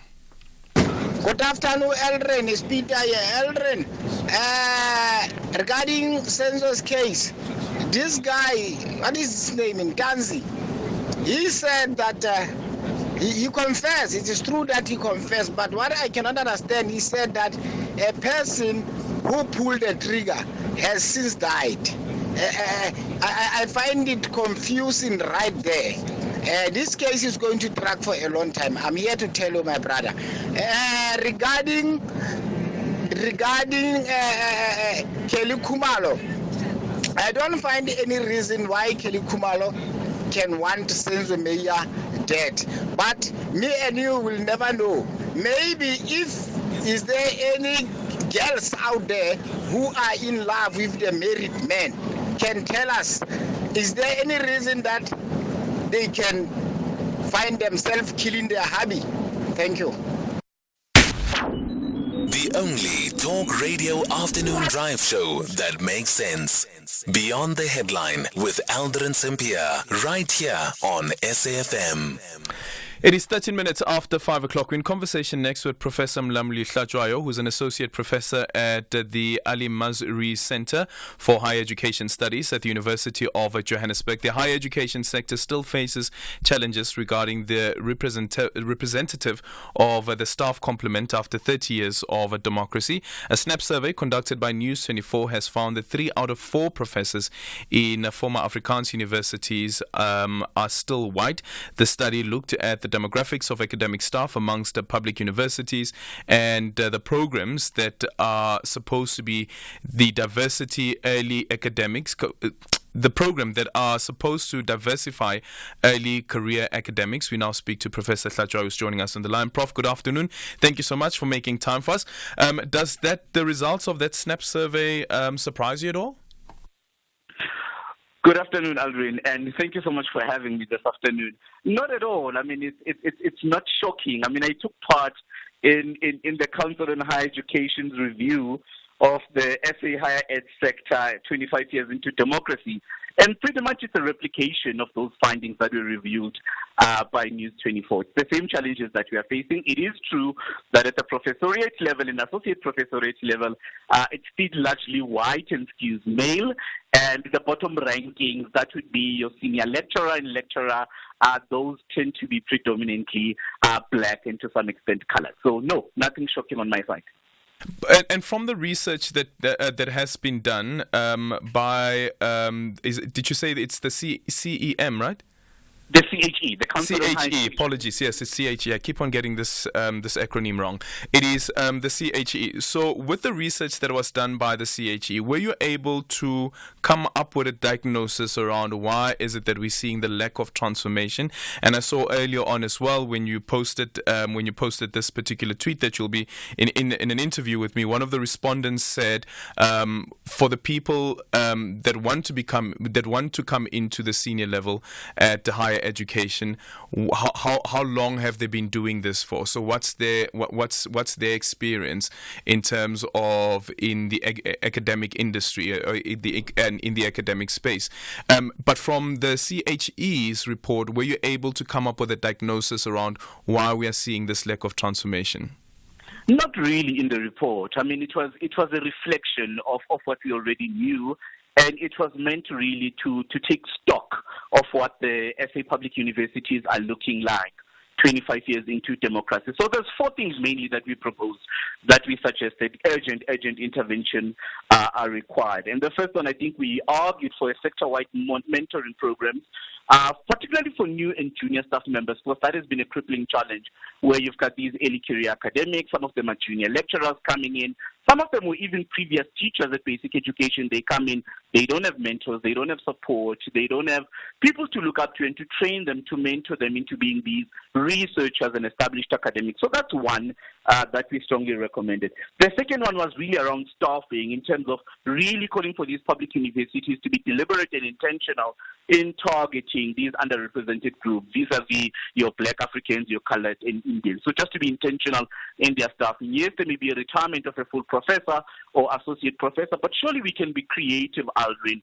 in maybe splitting up that post and creating 2 lecturer positions targeted at either Black, colored, or Indian colleagues, so that could help with the demographic transformation of the sector. The third and fourth are pretty much really the same, just employing talent management strategies to make sure we prepare these early career academics, and much more importantly, I suppose, designing these national integrated monitoring mechanisms to just keep track of what the sector is looking like. Are we achieving? Are we failing? How far are we in making sure that we mend the situation that we are facing? So those were really the 4 recommendations that we made, but that was in 2022. I can assure you that 10 years later, Aldrin, some of these challenges will still be lingering for us. And that's, again, that would be, why would that be the case? Because when you look at the Employment Equity Report, again, which reflects on some of these stats as well, when you look at, for instance, the skilled population in a university, now speaking of the entire skilled population in the university, Africans are in the majority at 49.3%, which of course is still not reflective of the active population, in terms the economically active population, in terms of what we find in the university population. And for white people, it is standing at 25.1%. Again, the question then becomes, why are we seeing this particular figures when we're seeing that the majority of the people in higher education, skilled workers, are actually Black people? Absolutely, Aldrin, and I think that's a spot-on observation. Maybe let me complicate it and edit words. In terms of the demographic, in terms of the access and success of Black students, colored and Indians, if you like, from 1994 all the way till about 2018, 2019, with the latest publicly available data, you can tell that at least the public higher education system in South Africa has over 1 million students who are enrolled, and the majority of those are Black students. So to some extent, it's a contradiction, because we keep pumping out, at least as a sector, all of these very talented Black graduates and others, but in terms of recruiting them, retraining them, mentoring them, and keeping them in the higher education sector remains a problem. Also, another problem that I was a little bit disappointed with the News 24 report that they did not highlight, which is a lingering problem for us in South African universities, is the precarity and the casualization challenge that we are facing. In other words, the majority majority of the staffing in SA University is still short-term and part-time. So a lot of them now, you've got these people on a 2-month, 3-month, 6-month contract who constitute the bulk of the academic labor. Now, you know the challenges of that, right? To what extent does that affect you when you know that you've got school fees, when you know you've got debt, you know you've got responsibilities. At the same time, you've been on this contract position. Really, it's a 6-month contract being renewed for the past 8 years, 9 years, 12 years. So those are the challenges that we are facing as a sector, to say the majority of the academic labor is still quite precarious, is still quite part-time. The majority of the students who are producing are quite black, but the majority of the professoriate and associate professoriate remains quite white. And that's a challenge, because I think it was Blade correctly in 2015 who called it quite well in one of his ministerial statements to say that we've got an aging white professoriate and we need to be intentional in recruiting talented black academics to take over, but we are far, far behind in meeting our targets. Again, I want to go back to the CHE report, and this is now in relation to when we look at the staff complement. It says there, and I just need to quickly try and explain this to our listeners in terms of the graph. So if you compare white and black, you'd find that amongst the white staff competent, they are overrepresented when it comes to academics. So you have about 20,164 there.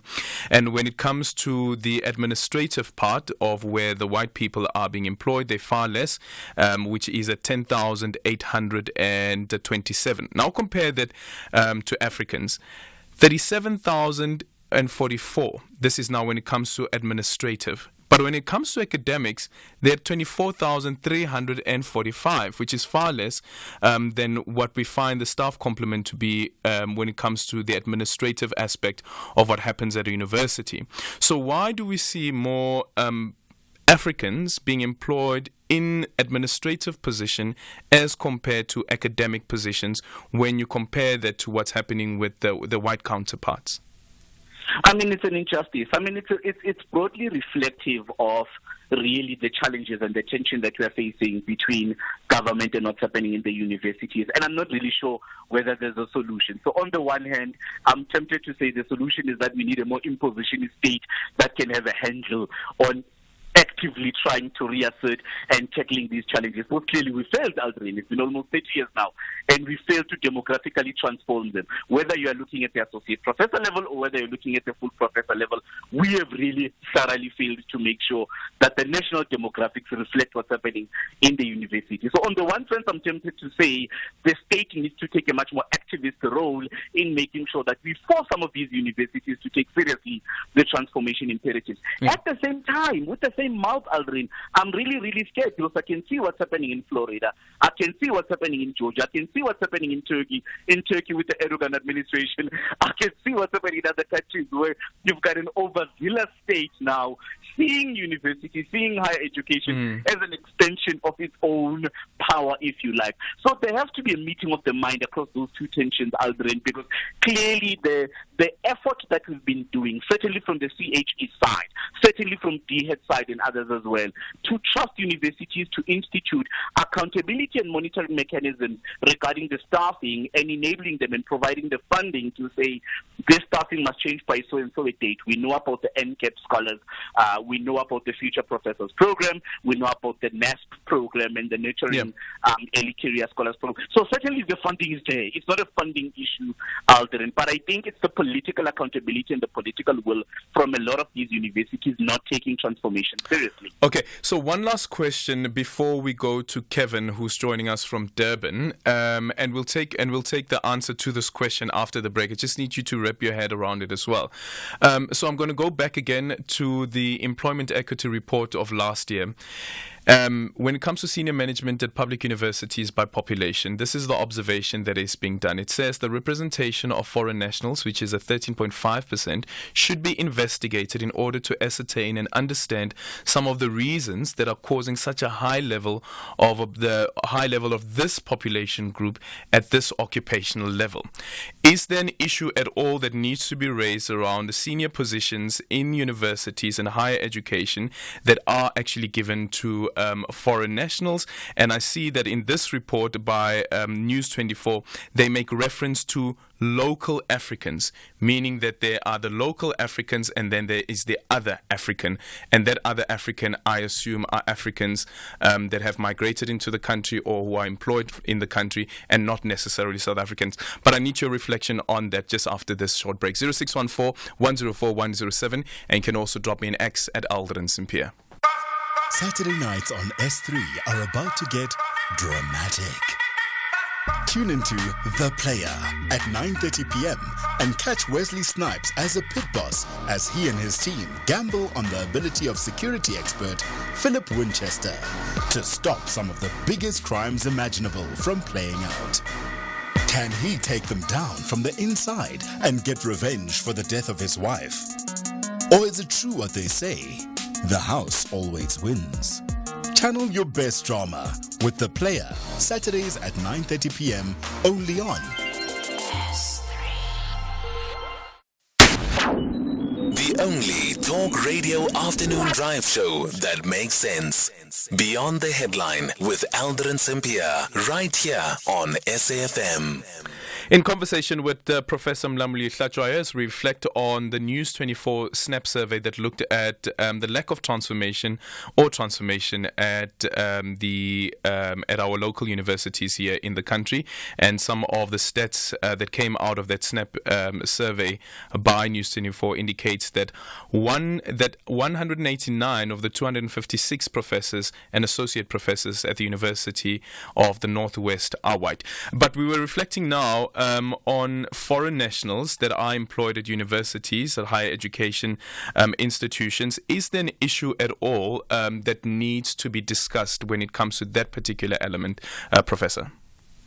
Yes, I mean, there has to be a conversation, Aldrin. I mean, there has to be a conversation. I mean, people like Joel Mudiri and others have long raised this, I think from 2015, 2016, around the insidious use of foreign nationals, as a buffer against transformation objectives in higher education. So, I mean, we know that already, right? And those who've been in higher education and the insiders of the viewers will know from the students to postgraduate supervision, from doing honors and doing masters, and how really our foreign brothers and sisters are used as that buffer, as a divide and conquer tactic to say foreign brothers and sisters are much more grateful, they are much more palatable, they can be able to absorb and withstand and tolerate abusive treatment from supervisors, from mentors, from hosts and others. And I think beautiful work, Aldrin, that I'm doing at the moment around postdoctoral research fellows who really are supposed to be doing this post-PhD training as they are being mentored to be established researchers.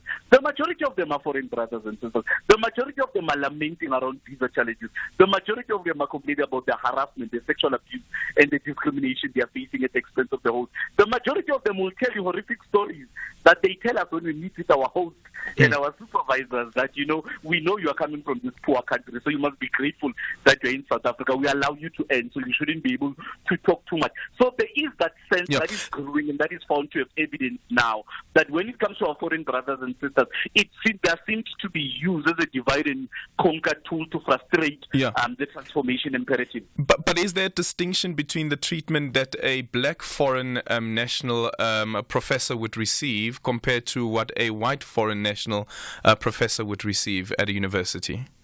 Oh, absolutely. It's the operational function of whiteness. Whiteness gives you access to credibility, respect, recognition, to voice, to, all those other things. Whereas when I walk on UJ on campus, the first thing you think, Aldrin, is that, I'm a student. Then after you get past the fact I'm a student and I tell you I'm an associate professor, I then have to show you my publications, my books, my research, my profile, then to see that, no, this one is a serious scholar and things like that. So, white foreign nationals have access to reason, to discourse, to humanity, to recognition, to humanity that your black African brothers would not have access to. And that's part of the racism and the sexism that you are facing in the sector. We have a call here from Kevin joining us from Durban. Kevin, good afternoon. Thank you so much for making time for us. Good afternoon, Aldrin. Good afternoon to the professor. Mm-hmm. In 2021, I graduated with my MBA. And in June 2021, I've had my dissertation converted to Braille. So in light of that, there's a huge talk about transformation, as you mentioned, and the debate is going on now. My question to know, a bit drill down further, why is there no discussion, why is there no action, more importantly, around people with disability being employed as lecturers, professors, and associate professors? Okay, let's get Prof. Did you get that? Absolutely, and I think that's a spot-on question. Thank you so much for the call, Kevin. You can go ahead, Prof. Thank you, Aldrin. I think that's a spot on, Kevin. I think he hit it on the nail. Two things quickly from me, Aldrin.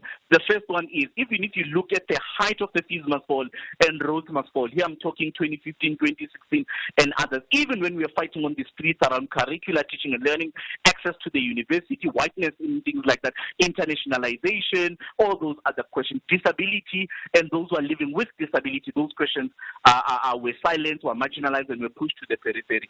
Two, and I'm really disappointed to say this, there is a growing sense within the universities in this country that there's even a discrimination amongst the types of disabilities they can accommodate and they can take up. If you've noticed, Aldrin, we seem to be privileging and prioritizing those with physical disability, but those with cognitive, intellectual disabilities, those on the spectrum, that seems to be the new discrimination, particularly within those who are living with disability that we are facing in the university. Some efforts have been done. You can see with the ramps on campus, you can see with the elevators. So to some extent, a large number of these public universities are physically accessible to those who are living with a disability. But to what extent are we making similar kinds of signs for those who are visually impaired, for those with intellectual disabilities, and for those who are living on the spectrum? That, for me, is the real question. Can I please get a piece on that? If you can write, Prof, a piece on this one, we'll definitely bring you back on air and have the discussion. I think it's very important. And also the point that you raised now about discrimination depending on the type of disability as well. I never thought of it that way, because sometimes when we think about people living with disabilities, we clump them all together in one particular group. However, though, there are certain disabilities that require certain additional resources, and with that also does come the form of discrimination that you actually point out to now. I hope that one day you write a piece on it and we can have the conversation on the radio. Thank you so much for your time. Professor Mlamuli Hlatswayo there, Associate Professor at the Ali Mazrui Center of Higher Education Studies at the University of Johannesburg. It's a minute after 5:30. Time for the news headlines. Quick look at the headlines. 2 men have died in apparent gang-related shooting incidents near Muizenberg in Cape Town. The IEC is encouraging eligible voters who will not be at their voting station on voting day to make an application with the IEC to vote at any other station. And the Director General of the Department of International Relations and Cooperation will visit Ukraine this week as part of South Africa's ongoing diplomatic efforts aimed at contributing to the resolution of the Russia-Ukraine conflict. There's a full update, as always, at the top of the hour. SAFM, guiding you through the rush hour traffic. And a quick update from me. A truck crash on the N14 between Malabongwe and Bayers Nordia. That's the Krugersdorp highway. Looting is what's causing the problem. The truck is off the road, but motorists are parked on the N14, both sides, running down the embankment to try and lift some of that load. The N3 out of Durban still slow towards Paradise Valley, or off its worst, though. Just a bit slow from the pavilion going in towards Paradise Valley. And Cape Town, a crime scene on the M7 at Mitchell's Plain. Samora Michelle side causing major congestion in and around the Mitchell's Plain area. Also broken down prisoner van on Baden Powell Drive at Coastal Park, causing a big backlog leaving Muizenberg. Rob Byrne, SAFM Traffic. This is SAFM Sports with Duming Khapele. In your sports this hour, Bafana have arrived in Dubai ahead of their participation in the FIFA Series International Friendlies pilot project. Coach Hugo Bruce made a couple of changes with Siyabonga Qulu and Tabang Munare replacing Siyabonga Ngezana, who's out due to travel difficulties, and Spepelos Tole, who's out with an injury.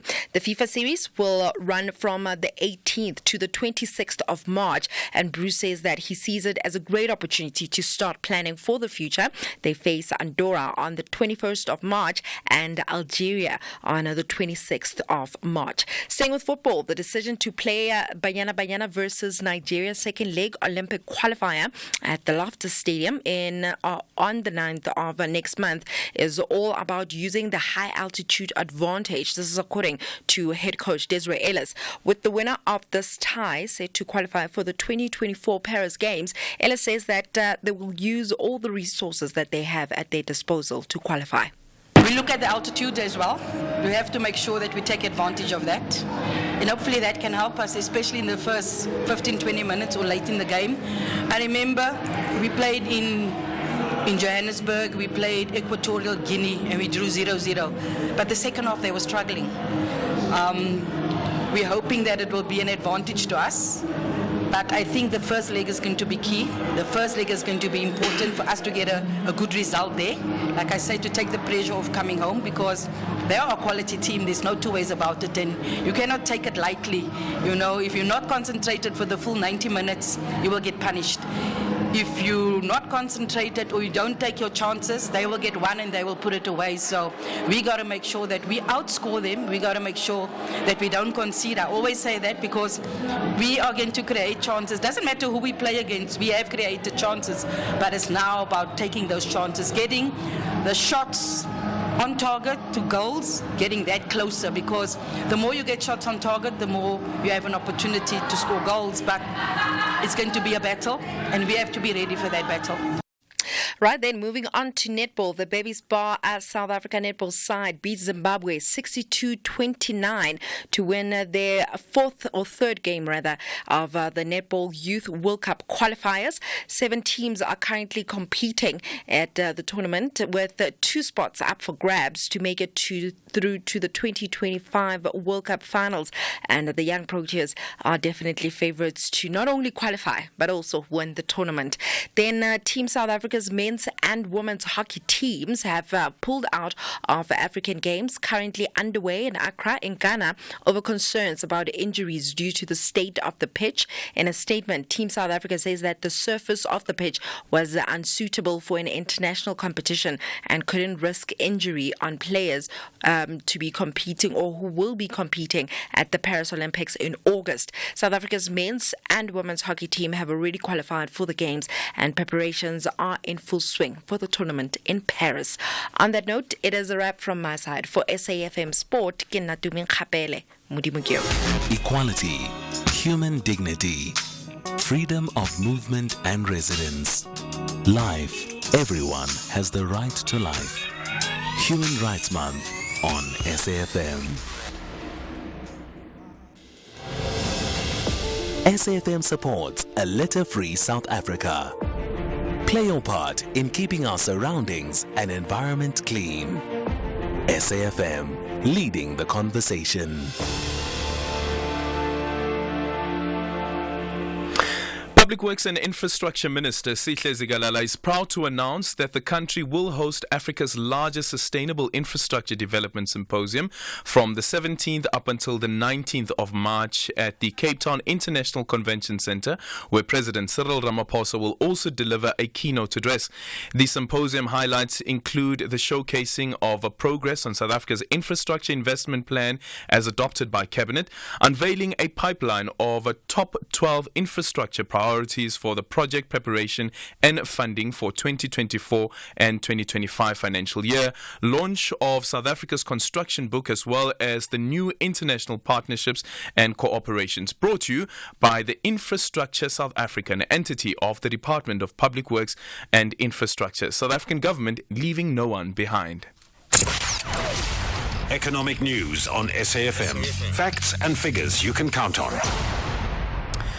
And it's time for a MoneyWeb market update with Jimmy Moyaha. Jimmy, good evening. Welcome to the show. So looking at the results today, including the ones from the JSE as well as Sun International. Good evening, Aldrin. Good evening, Dumi, and good evening to the listeners. Yes, a results-heavy day today. We're going to be taking a look at Thungela results, Sun International results, JSE results, Stadio results, and I'll be speaking to all of the CEOs of those respective firms in this evening's show. So hopefully we'll get some good insights around what the plans are going forward for the businesses, how the businesses reflected on the difficult periods that they had. I mean, in the case of Thungela, average coal prices have been a big factor alongside Transnet as well. Sun International having really good results there. With, if you look at their highlights, they've got free cash of just north of 2 billion rand that they've converted to free cash. So that's going to be interesting to dig into. And then obviously, as I said, yes, the JSE itself is still an entity, and that does also report a separate set of results. We're going to look into that and some announcements from that perspective. And then in our personal finance segment, we are taking a look at proxy debts. You knowingly or unknowingly standing standing surety or co-signing and being liable for debts that may not be yours. We're going to look at that. We're going to look at the different scenarios and circumstances that can lead to that, as well as how you navigate that. But before we get to that, the markets have had a torrid day, and Henko Kriya has been keeping an eye on the markets for us throughout the day. He joins me now to give us a snapshot of what's been happening. Good afternoon, Henko. Thanks as always for keeping an eye on the markets. Looks as though we just can't seem to catch a break for too long. The Rand back at 19 Rand. Hello, Jimmy. Hi, Aldrin. Good evening to all the listeners. Yes, Jimmy, the only green I could find on my screen today was US markets, because there at the moment we see the Dow Jones gaining 0.5%, the S&P 500 1% stronger, and the Nasdaq trading 1.5% stronger. Then from there on, it's downhill, with the FTSE 100 and the DAX, they each lost 0.1% today, and then the CAC 40 finishing 0.3% weaker. The JSE finished 0.8% down at a level of 72,430 points. The industrial index lost 0.3%, and the resources as well as the financial index both finished 1% weaker today. There was one or two companies among the 10 largest ones on the JSE that finished in the green, like BHP, which gained 3.5%. Glencore finished 2.5% up. So did the British American Tobacco, also 2.5% stronger, and Naspers, which gained 1.3%. But then the bad news starts. Like First Rand and Anglo, they each finished 1.5% weaker, and Richmond lost 2%. A company we often mention here, Montauk Renewable Energy, it lost 15% today. Implats lost 9%, followed by Alex Forbes as well as Bytes, the both of them 7.5% weaker. Discovery, Amplats and Sibanye, they each lost 6%, and Northern, Anglo Gold and Dis-Chem finished today 5.5% weaker. On the positive side again, a rather good day for Exxaro and Kumba. Exxaro finished 8.3% up, Kumba gained 6.5%, Outsurance 5.5% stronger, and South32, Thungela as well as Harmony, they each finished 3% stronger. Then on the commodities market, the price of gold, $2,160 an ounce. Silver is trading at $25, platinum $914 an ounce, and palladium now sitting at $1,030. The price of Brent crude, unfortunately, again at $86 a barrel, and the Rand lost on average 1% to all of the main currencies throughout the world, like the dollar, the euro, and the pound. You're now paying 18 Rand 98 to the US dollar, 24 Rand 14 to the pound, 20 Rand 44 you'll pay for a euro, and 12 Rand 42 for an Australian dollar.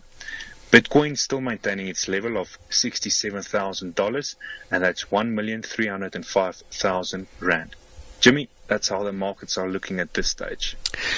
Thank you for that update, Henko. It doesn't look like it's going to be a very good week for South African markets, but it is still early. We could still see that situation change. I'll be digging into that, as well as the update we got from Transaction Capital around that We Buy Cars listing. They've given us some color around the offer that is open to qualifying investors at this stage. We're going to dig into that when we come back a little later on. But for now, Aldrin, back to you and the team. It is 17 minutes now before 6 o'clock. And of course, Jimmy Moya is back again at just after 6 o'clock with the Money Web update. 0614-104-107. You can also drop me an X at Aldrin Sampear. And our studio line is 086 000 2032. The SABC TV Licenses Winner Holiday Experience competition has finally come to an end. And we are pleased to announce that Thabo Batye is the overall winner who will be jetting off to Coachella in April with his girlfriend. I don't even know what to say. Thabo entered the Winner Holiday Experience with SABC TV Licenses competition last year when it was running between 1 September and the 15th of December. He simply paid his TV license while he was at his grandmother's house in Kimberley, and he was hoping to win a PlayStation at the time. Little did he know that he would win the grand prize to either Coachella or the Bundesliga in Germany. Thabo obviously chose Coachella. Congratulations, Thabo. You are proof that paying your TV license really is the right thing to do. SABC TV Licenses. Pay yours. Make a difference. It has been over 20 years since the Truth and Reconciliation Commission issued its final report, recommending over 300 cases to be investigated or prosecuted.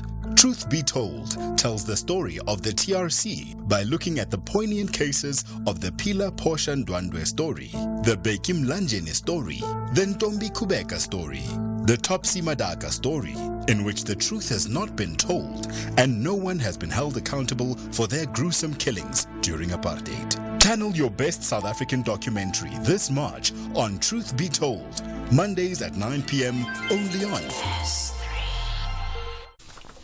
Public Works and Infrastructure Minister Sihle Zikalala is proud to announce that the country will host Africa's largest sustainable infrastructure development symposium from the 17th until the 19th of March at the Cape Town International Convention Centre, where President Cyril Ramaphosa will also deliver the keynote address.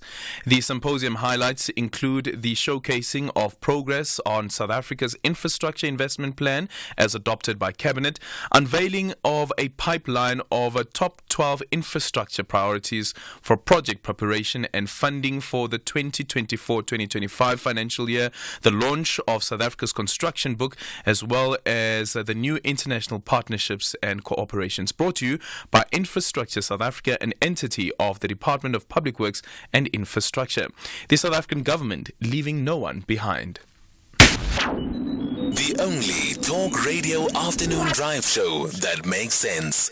Beyond the Headline with Aldrin Sampear, right here on SAFM. Well, we're taking your voice notes on 0614-104-107, and you can also drop me an X at Aldrin Sampear. Our studio line is 086 000 2032. So following that conversation that we just had with Professor Hlajwayo around the transformation or lack of transformation at universities, there's this text that I just got here from Dr. Sipos Tole. He took up a post at the Howard University in Washington, D.C., in January, and this is what he says. He says, Aldrin, the reason I now lecture in the United States is exactly the challenges of entering the academic space in some of these institutions. I tried to get into anthropology at the anthropology department at UJ, and after sending my credentials to the head of the department, who is white, he cancelled the meeting we had agreed to have. My colleague at the Johannesburg Institute for the Advanced Studies at UJ commented after seeing my email that this guy was going to walk away from the confirmed meeting because these feel threatened. There is so much gatekeeping that happens at these universities. Your experience, perhaps, maybe if you are in the space as well, I would love to hear from you on 0614-104-107, and you can also drop me an X at Aldrin Sampear. And then on the story, by the way, we are streaming live on Facebook as well as YouTube. The people who are watching on X, on Twitter, thank you so much for those numbers. Gonja, what were we standing in? 127. We had 127 people who are watching from from X, and then we have a couple of people that are watching from YouTube as well as Facebook. But looking at some of the comments that have come up on the stories that we did a bit earlier on, including the one of a mother in Hammanskraal who has been arrested for the concealment of a child's birth as well as the death of those children. So she gave birth to 3 children, triplets. One child, we understand, according to the Sowetan report, was a stillborn. Another child died about 2 to 3 days later.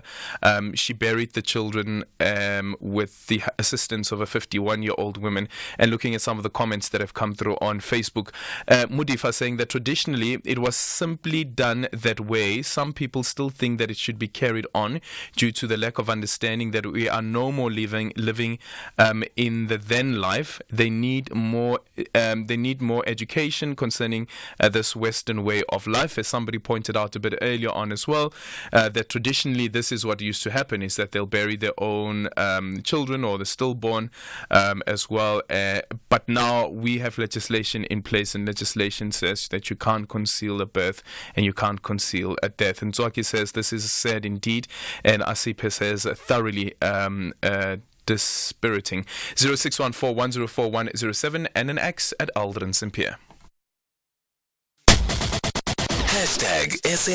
#SAFMBTH. Okay, let's go to Precious, who's joining us from Polokwane. Good evening. Hi, Alvin, how are you? I'm well, Precious. How are you doing? I'm fine. So I know that you usually give us very little time, but I want to say a lot of things. So let me start firstly by the fact that the news of the mother who buried the 3 babies just born is very sad. Yeah. And the law must take its course, and we stand firmly as we usually do on cases of gender-based violence. So that's my comment to that indeed she must face the full might of the law. I also want to commend the meeting that is taking place by the Department of Justice, and I see what Crispin is saying, the remarks by the Chief Justice, and it's a demonstration of the good story of South Africa for the past 30 years, where it has come from, and the development that has taken place in that arm of the state. So we also wish them more issues of impartiality and so on have to be then the issues that we can improve as we go on. Okay. Now, one last one, Precious. One last one. Yeah. Let's quickly go to that. This is actually the last one is the reason why Yeah. I called. The rest I'm following as you are taking us through. You know, I was listening to other callers. I was in the car hearing them wanting to condemn that tall, handsome guy of the ANC of KZN. Siboniso Duma. Yes, Yeah. that's very wrong, because you see, that odd argument is the wrong one. He wanted to use a platform that is meant for government to come and speak bad about the ANC, forgetting that the ANC is the government there. You can't always poke and you have the right to poke people, and then when they respond back, you want to turn the wheels. It's unfair. That's what men even called such a handsome man and cuckoo. You saw that song he sang. That's a very wrong thing. The IFP is violent. It even beats ANC people. The IFP is very violent. It must be condemned and seen for what it is, that guy that the king appointed wants to use that position in the royal home to advance his IFP things. And this is a sensitive time during election where we go for maturity, especially during, responsibilities like that event they had. So, I'm for Duma. Duma did well. Duma responded in defense of protecting the podium, but also protecting his party. The people who are saying things here about him are just IFP mob people. They are mob those people. How Precious? But we are asking for tolerance, most Precious. Let's not do that.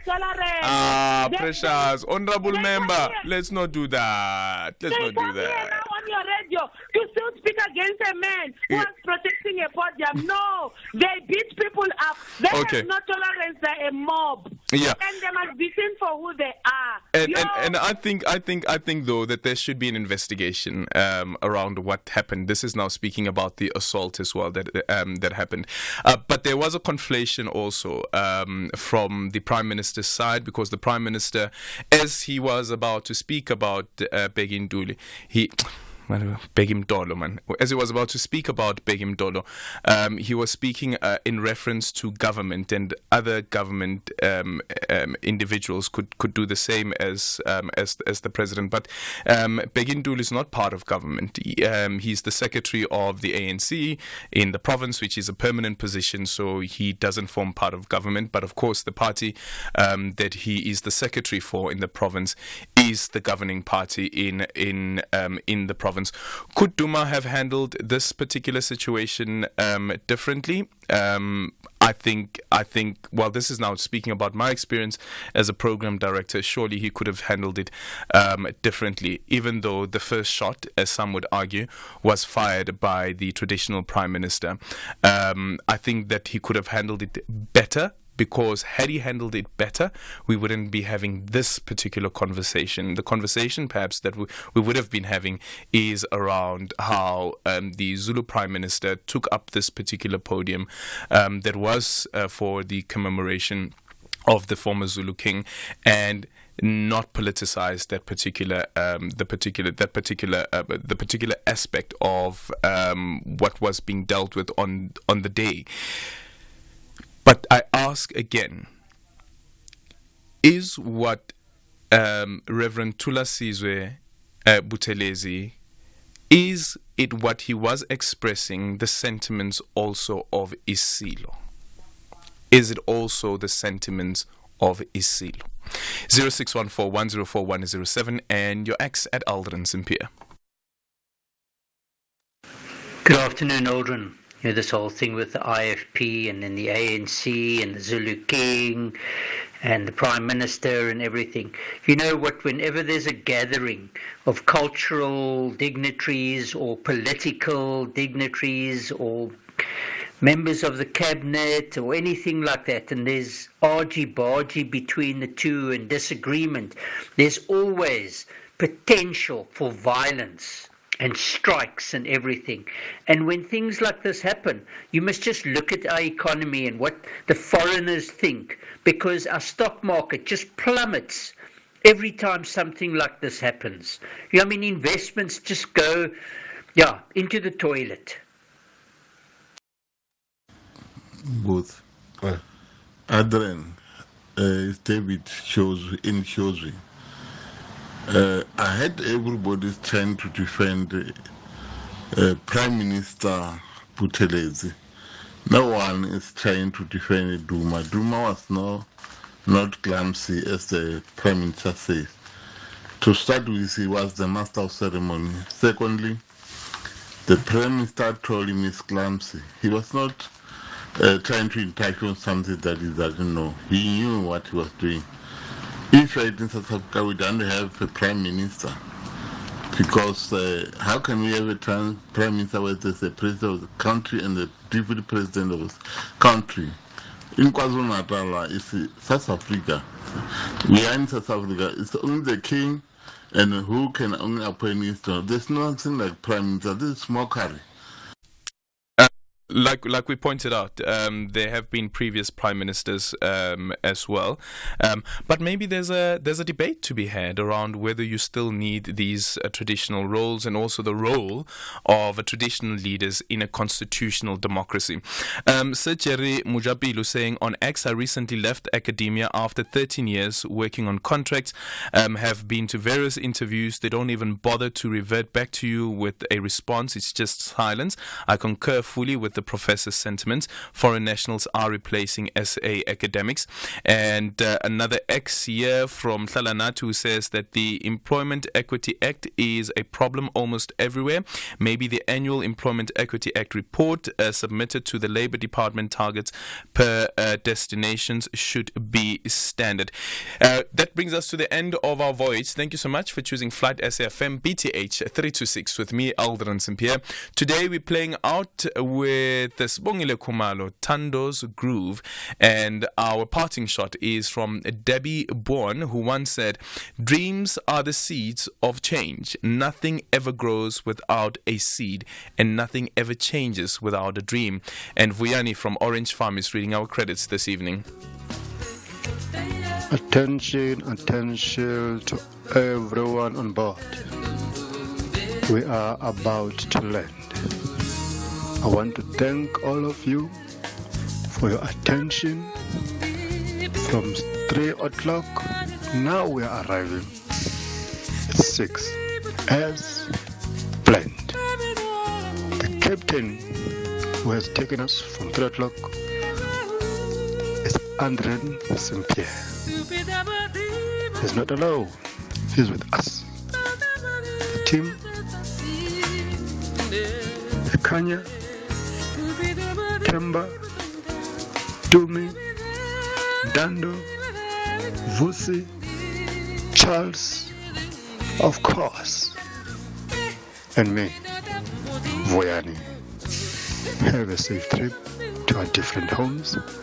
Have a nice evening. Thank you. Bye. Aldrin Sampear on Beyond the Headline. And remember to love each other and lead with compassion. Actually, I'm thinking about Sibongile Khumalo's voice, just missing that voice. So Zoe Mudiha has a new song out called Engelosi, and it reminds me so much of this particular song, actually, and Sibongile Khumalo's ability to control her voice and breath. Totally amazing. So we've come to the end of our voice. Thank you so much for choosing Flight SFM BTH 326 with me, Aldrin Sampear. Remember to love each other and lead with compassion. Totsins, enjoy the rest of your evening.